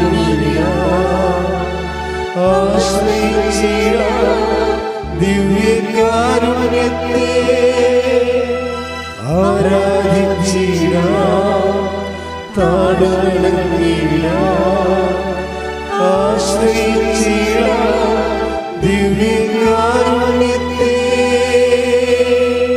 പരിശുദ്ധ പരമാ ദിവ്യ കാരുണ്യത്തിന് നേരവും ആരാധനയും സ്തുതിയും പുകഴ്ചയും ഉണ്ടായിരിക്കട്ടെ. പരിശുദ്ധ പരമാ ദിവ്യ കാരുണ്യത്തിന് നേരവും ആരാധനയും സ്തുതിയും പുകഴ്ചയും ഉണ്ടായിരിക്കട്ടെ. പരിശുദ്ധ പരമാ ദിവ്യ കാരുണ്യത്തിന് നേരവും ആരാധനയും സ്തുതിയും പുകഴ്ചയും ഉണ്ടായിരിക്കട്ടെ. അമ്മേ പരിശുദ്ധ അമ്മേ, അമ്മേ പരിശുദ്ധ അമ്മേ, ദൈവമാതാവേ, 2004 ഡിസംബർ 7-ാം തീയതി ഉച്ച കഴിഞ്ഞ് 2:30 കൃപാസനത്തിൽ സംഭവിച്ച അമ്മയുടെ പ്രത്യക്ഷപ്പെടലിനെ കുറിച്ച് തിരുസഭയ്ക്ക് സമർപ്പിച്ചിരിക്കുന്ന പഠനരേഖകളുടെ മേൽ വസ്തുനിഷ്ഠവും ദൈവശാസ്ത്ര വിധി പ്രകാരമുള്ളതുമായ അന്വേഷണ പഠനങ്ങൾ നടത്തി ആ പ്രത്യക്ഷപ്പെടലിലൂടെ പ്രകടമായ ദൈവമാതാവിന്റെ പ്രത്യേക കരുതലും സംരക്ഷണവും വെളിപ്പെടുത്തുന്ന പീഡിതരുടെ ആശ്വാസവും പ്രവാചകന്മാരുടെ രാജ്ഞിയും വാഗ്ദാനത്തിന്റെ പേടകവും പ്രപഞ്ച പ്രകൃതിയുടെ മാതാവുമായ പരിശുദ്ധമ്മയുടെ ഭക്തി തിരുസഭയിൽ കൂടുതൽ പ്രചരിച്ച് ജീവിതത്തിന്റെ ദുരിത ദുരന്ത അവസ്ഥകളിൽ അകപ്പെട്ട് കഴിയുന്ന അനേകായിരം മക്കൾക്ക് ദൈവത്തിന്റെ സാന്നിധ്യവും സന്ധിപ്പും കൂടുതൽ അനുഭവിക്കുക വഴി ആത്മീയ വിശുദ്ധിയും ദൈവശക്തിയും കൈവരിക്കുവാൻ ഞങ്ങളുടെ കുടുംബങ്ങളെ ഇടയാക്കണമേ. സ്തുതിച്ചു പ്രാർത്ഥിക്കാം. ഹല്ലേലൂയ, ഹല്ലേലൂയ, ഹല്ലേലൂയ. ദിവ്യകാരുണ്യനാഥ, മരിയൻ ഉടമ്പടിയെടുത്ത് പ്രാർത്ഥിക്കുന്ന ഞങ്ങളുടെ കുടുംബങ്ങളെ വിശുദ്ധീകരിക്കണമേ എന്ന് പ്രാർത്ഥിക്കുന്നു, ശക്തീകരിക്കണമേ എന്ന് പ്രാർത്ഥിക്കുന്നു, ആത്മാവാൽ വഴി നടത്തണമേ എന്ന് പ്രാർത്ഥിക്കുന്നു, വലിയ വലിയ സാക്ഷികളാക്കി ഉയർത്തണമേ എന്ന് പ്രാർത്ഥിക്കുന്നു. ആരാധനയും സ്തുതിയും പുകഴ്ചയും ഉണ്ടായിരിക്കട്ടെ. അമ്മേ പരിശുദ്ധ അമ്മേ, ഭൂസ്വർലോകങ്ങളുടെ രാജ്ഞിയായ അങ്ങേയ്ക്ക് ഭൗമ സംരക്ഷണത്തിനായി പ്രപഞ്ച പ്രകൃതിയെ തന്നെ തിരുസഭ പ്രതിഷ്ഠിക്കുവാൻ ഈ പ്രത്യക്ഷീകരണം വഴി ഇടയാക്കണമേ. പരിശുദ്ധ അമ്മേ, ജപമാല മാതാവേ, സകല കൃപാസനം പ്രാർത്ഥനകളോടും ചേർത്ത് ഞങ്ങൾ ഇപ്പോൾ പ്രാർത്ഥിക്കുന്ന ഈ സമൂഹത്തിന്റെ പ്രത്യേക നിയോഗങ്ങളും മൗനമായിട്ട് നമ്മുടെ വ്യക്തിപരമായ പ്രാർത്ഥനാ വിഷയങ്ങളും സമാനമായിട്ടുള്ള ജീവിത ദുരിതങ്ങളിലൂടെ കടന്നു പോകുന്ന മക്കളെയും കൃപാസനത്തിൽ ജീവനോടെ പ്രത്യക്ഷയായ ദൈവമാതാവിൻ്റെ മധ്യസ്ഥയിൽ ദിവ്യകാരുണ്യ സന്നിധിയിൽ സമർപ്പിച്ച് നമുക്കൊരു നിമിഷം പ്രാർത്ഥിക്കാം.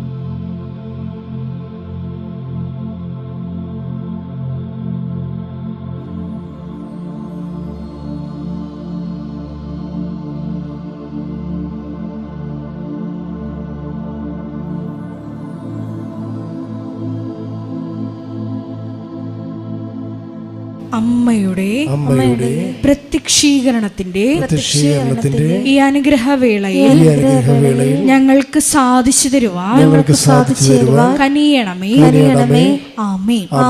സ്തുതിച്ചു പ്രാർത്ഥിക്കാം. ഹല്ലേലൂയ, ഹല്ലേലൂയ, ഹല്ലേലൂയ, ഹല്ലേലൂയ. ഒരിക്കൽ കൂടി നാളിതുവരെ കൃപാസനത്തിൽ വന്ന് മരിയൻ ഉടമ്പടിയെടുത്ത് പ്രാർത്ഥിച്ചു പോയിട്ടുള്ള മുഴുവൻ മക്കളെയും, ഓൺലൈനായി ഉടമ്പടിയെടുത്ത് പ്രാർത്ഥിക്കുന്ന മക്കളെയും, ലൈറ്റ് ക്യാൻഡിൽ പ്രയർ വഴിയായിട്ടും അവർ ഡെയിലി ബ്രെഡ് പ്രാർത്ഥനയിലൂടെയും എല്ലാം തങ്ങളുടെ നിയോഗങ്ങൾ സമർപ്പിക്കുന്ന ഓരോ മക്കളുടെയും വ്യക്തിപരമായ ആവശ്യങ്ങളെ ഞങ്ങൾ ഈ അൾത്താരയിൽ സമർപ്പിച്ച് പ്രാർത്ഥിക്കുന്നു. ഏറെ പ്രത്യേകമായിട്ട് ജീവിത ദുരിതങ്ങളിലൂടെ കടന്നു പോകുന്ന മക്കളുടെ പ്രത്യേകമായ നിയോഗങ്ങളെ ഈ അൾത്താരയിൽ സമർപ്പിച്ച് പ്രാർത്ഥിക്കുന്നു. ഗുരുതരമായിട്ടുള്ള രോഗാവസ്ഥകളിലൂടെ കടന്നു പോകുന്ന മക്കളെ ഈ അൾത്താരയിൽ സമർപ്പിച്ച് പ്രാർത്ഥിക്കുന്നു. കടഭാരത്താൽ വലയുന്നവരെയും, ജോലി ഇല്ലാതെ വിഷമിക്കുന്നവരെയും, വിവാഹബന്ധം പിരിഞ്ഞു നിൽക്കുന്നവരെയും, മക്കളില്ലാതെ വിഷമിക്കുന്ന ദമ്പതികളെയും, കുഞ്ഞുങ്ങൾ മക്കളെയും പ്രത്യേകമായിട്ട് സമർപ്പിച്ച് പ്രാർത്ഥിക്കുന്നു. ഈശോയുടെ ശക്തി എല്ലാ മേഖലകളിലും ഈ ആരാധനയുടെ യോഗ്യതയാൽ പ്രകടമാക്കണമേ എന്ന് പ്രാർത്ഥിക്കുന്നു. കൃപാസനത്തിൽ നടന്ന പരിശുദ്ധ അമ്മയുടെ പ്രത്യക്ഷീകരണ സ്ഥിരീകരണത്തിനായി മക്കളുടെ നിയോഗങ്ങളെ ഏറ്റെടുക്കണമേ എന്ന് പ്രാർത്ഥിക്കുന്നു. ഹല്ലേലൂയ, ഹല്ലേലൂയ, ഹല്ലേലൂയ. മഹത്വം, മഹത്വം, ആരാധന, ആരാധന. ഹല്ലേലൂയ, ഹല്ലേലൂയ, ഹല്ലേലൂയ. നമുക്ക് എല്ലാവർക്കും എഴുന്നേറ്റ് നിന്നുകൊണ്ട് കരങ്ങളടിച്ചുകൊണ്ട് ദൈവസ്നേഹത്തിന് നേരവും ആരാധനയും സ്തുതിയും പുകഴ്ചയും ഉണ്ടായിരിക്കട്ടെ. പരിശുദ്ധ പരമ ദിവ്യ കാരുണ്യത്തിന് നേരവും ആരാധനയും സ്തുതിയും പുകഴ്ചയും ഉണ്ടായിരിക്കട്ടെ. ദിവ്യകാരുണ്യനാഥ, 2015 മുതൽ കൃപാസനത്തിൽ വന്ന് തീർത്ഥാടക ഉടമ്പടി എടുത്തു പോയിട്ടുള്ള മുഴുവൻ മക്കളെയും കുടുംബങ്ങളെയും അവരുടെ വ്യത്യസ്തമായ ജീവിതാവസ്ഥകളെയും ഇപ്പോൾ അവർ കടന്നുപോയിക്കൊണ്ടിരിക്കുന്ന വിധങ്ങളായ നൊമ്പരങ്ങളെയും ഈ ആരാധനാ മണിക്കൂറിൽ ഞങ്ങൾ ഇറക്കി വെച്ച് പ്രാർത്ഥിക്കുന്നു. പരിശുദ്ധ ദൈവമാതാവേ, ആ മക്കൾക്ക് വേണ്ടി പ്രത്യേകമായിട്ട് ഈ ആരാധനാ സമയം നീ മധ്യസ്ഥം വഹിക്കണമേ എന്ന് പ്രത്യേകമായിട്ട് പ്രാർത്ഥിക്കുന്നു. 2020 മുതൽ വിധങ്ങളായ ഭൂഖണ്ഡങ്ങളിൽ ഇരുന്ന് ഓൺലൈനായി ഉടമ്പടി എടുത്ത് പ്രാർത്ഥിക്കുന്ന മക്കളെ പ്രത്യേകമായിട്ട് സമർപ്പിച്ച് പ്രാർത്ഥിക്കുന്നു. തങ്ങളുടേതായ ജീവിത ദുരന്തങ്ങളിൽ പരിശുദ്ധ ദൈവമാതാവേ, നീ തന്നെ ആ മക്കൾക്ക് താങ്ങും തണലുമായി അവരുടെ കൂടെ നീ നടക്കണമേ എന്ന്, അവരുടെ ജീവിത വിഷയങ്ങളിൽ എത്രയും വേഗം ഉത്തരം നൽകണമേ എന്ന് പ്രത്യേകമായിട്ട് പ്രാർത്ഥിക്കുന്നു. ലൈറ്റിംഗ് ആൻഡിൽ പ്രെയർ റിക്വസ്റ്റിലൂടെ നിയോഗം സമർപ്പിച്ചിട്ടുള്ള മുഴുവൻ മക്കളെയും ഓർത്ത് പ്രാർത്ഥിക്കുന്നു. ഈശോയെ, അവരുടെ വിഷയങ്ങൾ നീ ഏറ്റെടുക്കണമേ എന്ന് പ്രാർത്ഥിക്കുന്നു.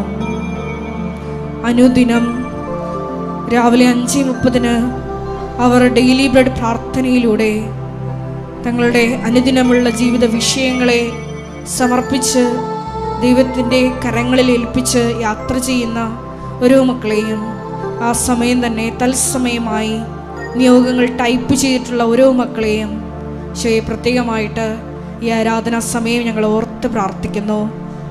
അവരുടെ ജീവിത വിഷയങ്ങളുടെ മേൽ ഈ ആരാധനയുടെ യോഗ്യതയാൽ വലിയ ദൈവിക ഇടപെടൽ ഉണ്ടാകണമേ എന്ന് പ്രാർത്ഥിക്കുന്നു.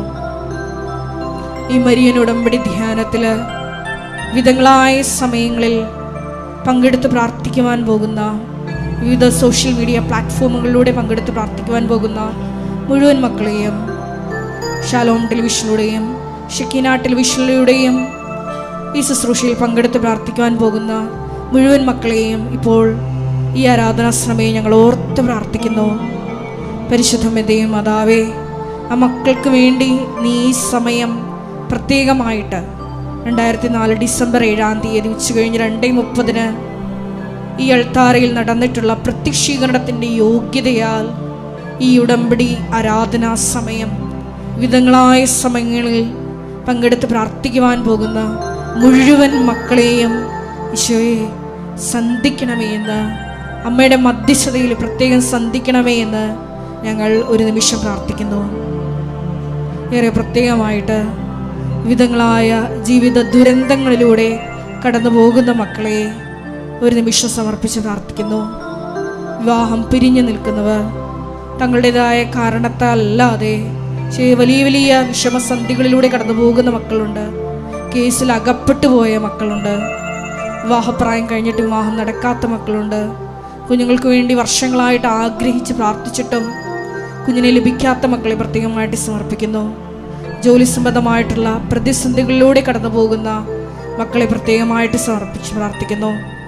മത്സര പരീക്ഷകൾക്ക് വേണ്ടിയിട്ട് ഒരുങ്ങിയിട്ടും അത് അതിജീവിക്കുവാൻ ജയിക്കുവാൻ സാധിക്കാത്ത മക്കളെ പ്രത്യേകമായിട്ട് സമർപ്പിച്ച് പ്രാർത്ഥിക്കുന്നു. ലക്ഷങ്ങൾ ഏജൻസിക്ക് കൊടുത്തിട്ടും ഇതുവരെ വിദേശത്തേക്ക് പോകാൻ ഒരു തീരുമാനമുണ്ടാകാതെ വലയുന്ന മക്കളെ പ്രത്യേകമായിട്ട് യുവാക്കളെ സമർപ്പിച്ച് പ്രാർത്ഥിക്കുന്നു.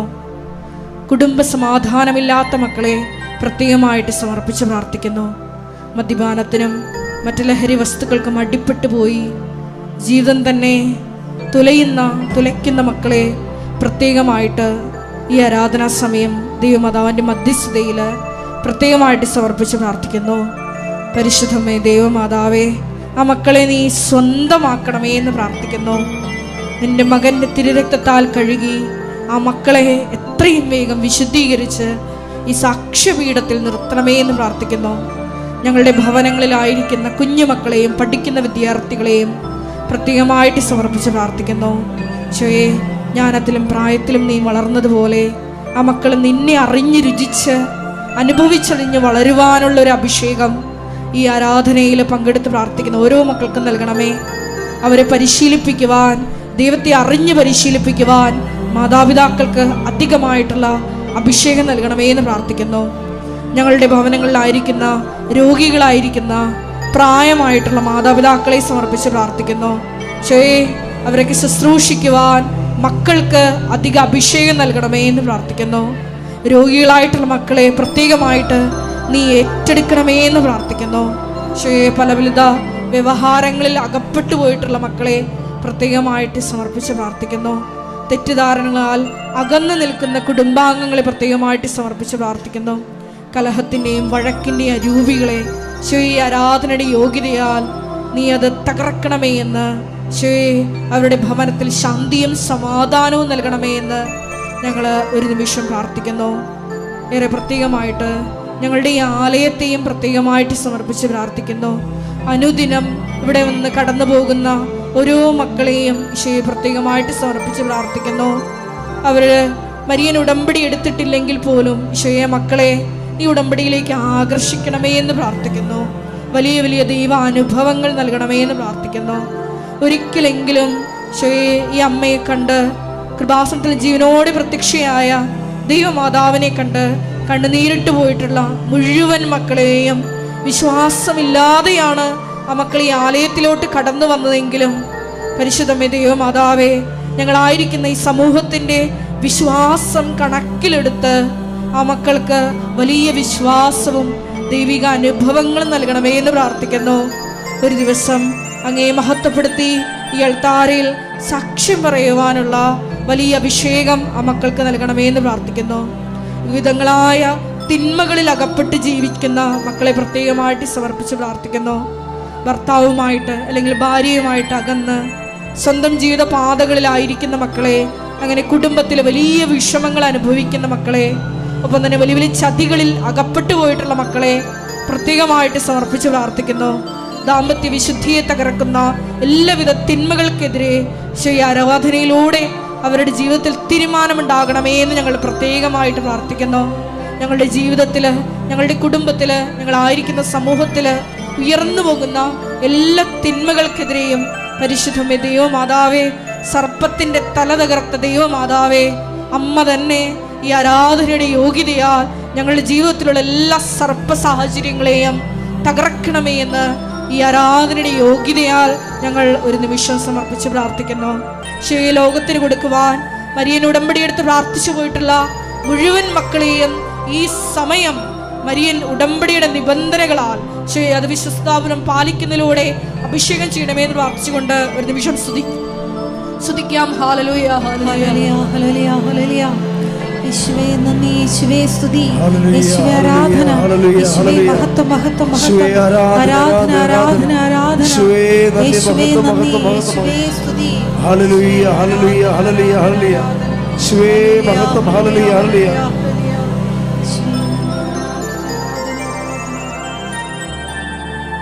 എല്ലാവരും മുട്ട നിൽക്കുക.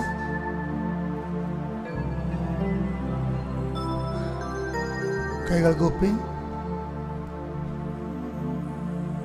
വിഷയത്തിനെ നോക്കി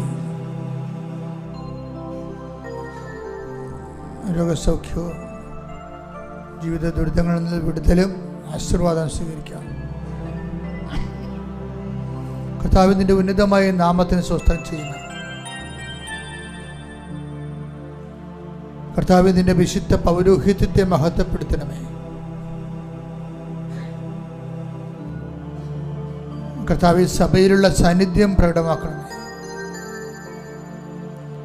40 വർഷം ഞാൻ അർപ്പിച്ച കുർബാനയുടെ യോഗ്യതയാൽ കൃപാസനത്താറെ ജീവനോടെ പ്രത്യക്ഷപ്പെട്ട പരിശുദ്ധമ്മയുടെ മാധ്യസ്ഥതയിലെ ഉച്ച മുതൽ ഉള്ളംകാല് വരെ എല്ലാ കോശങ്ങളിലും പേശികളിലും ഞാടിഞ്ഞരമ്പുകളിലും അസ്ഥിക്കുഴകളിലും ആന്തരിക അവയവങ്ങളിലും ത്വക്ക് രോഗങ്ങളിലും ഉദര രോഗങ്ങളിലും തൈറോയ്ഡ് രോഗങ്ങളിലും ടോൺസിൽ രോഗങ്ങളിലും യേശുക്രിസ്തുവിൻ്റെ വിശുദ്ധമായ രക്തം പതിക്കപ്പെടട്ടെ. എൻ്റെ കർത്താവിൻ്റെ ഉന്നതമായ നാമത്തിൽ സഭയുടെ അധികാരത്തിൽ കുരിശടയാളത്തിൽ മാരക രോഗങ്ങൾ, തീരാവേദികൾ, ജീവദുരിതങ്ങൾ യേശു നാമത്തിൽ മാറിപ്പോകട്ടെ. ഹല്ലേലൂയ, ഹല്ലേലൂയ, ഹല്ലേലൂയ, ഹല്ലേലൂയ, ഹല്ലേലൂയ, ഹല്ലേലൂയ, ഹല്ലേലൂയ. യേശുവേ ആരാധന, ആരാധന, ആരാധന, ആരാധന. യേശുവേ നന്ദി, മഹത്വം, മഹത്വം, മഹത്വം, മഹത്വം. കർത്താവിന്റെ ഉന്നതമായ നാമത്തിന് സ്തോത്രം ചെയ്യുന്നു. കർത്താവേ, നിന്റെ വിശുദ്ധ പൗരോഹിത്യത്തെ മഹത്വപ്പെടുത്തണം. കർത്താവേ, സഭയിലുള്ള സാന്നിധ്യം പ്രകടമാക്കണം.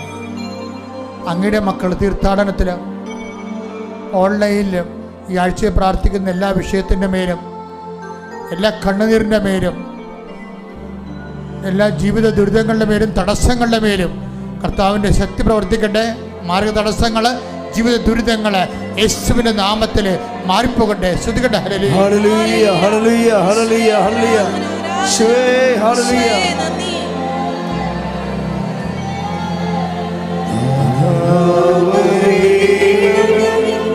എന്നിൽ നിറയണമേ,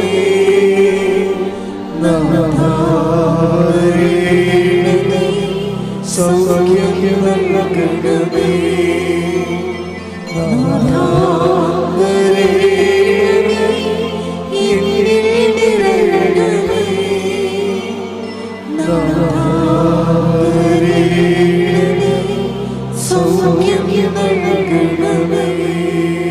വ്യക്തിപരമായ ആവശ്യങ്ങൾക്ക് വേണ്ടി ആശീർവാദ സമയത്ത് മൗനമായി പ്രാർത്ഥിച്ച് അനുഗ്രഹം പ്രാപിക്കുക.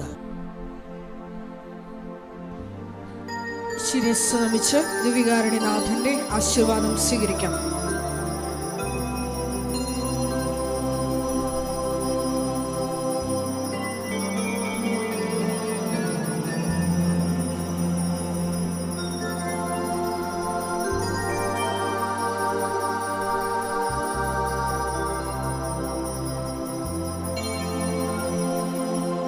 പരിശുദ്ധ പരമമാ ദിവ്യകാരുണ്യമേ, ഇന്നും എന്നും അങ്ങേക്ക് ആരാധന. പരിശുദ്ധ പരമമാ ദിവ്യകാരുണ്യമേ, ഇന്നും എന്നും അങ്ങേക്ക് ആരാധന. പരിശുദ്ധ പരമമാ ദിവ്യകാരുണ്യമേ, ഇന്നും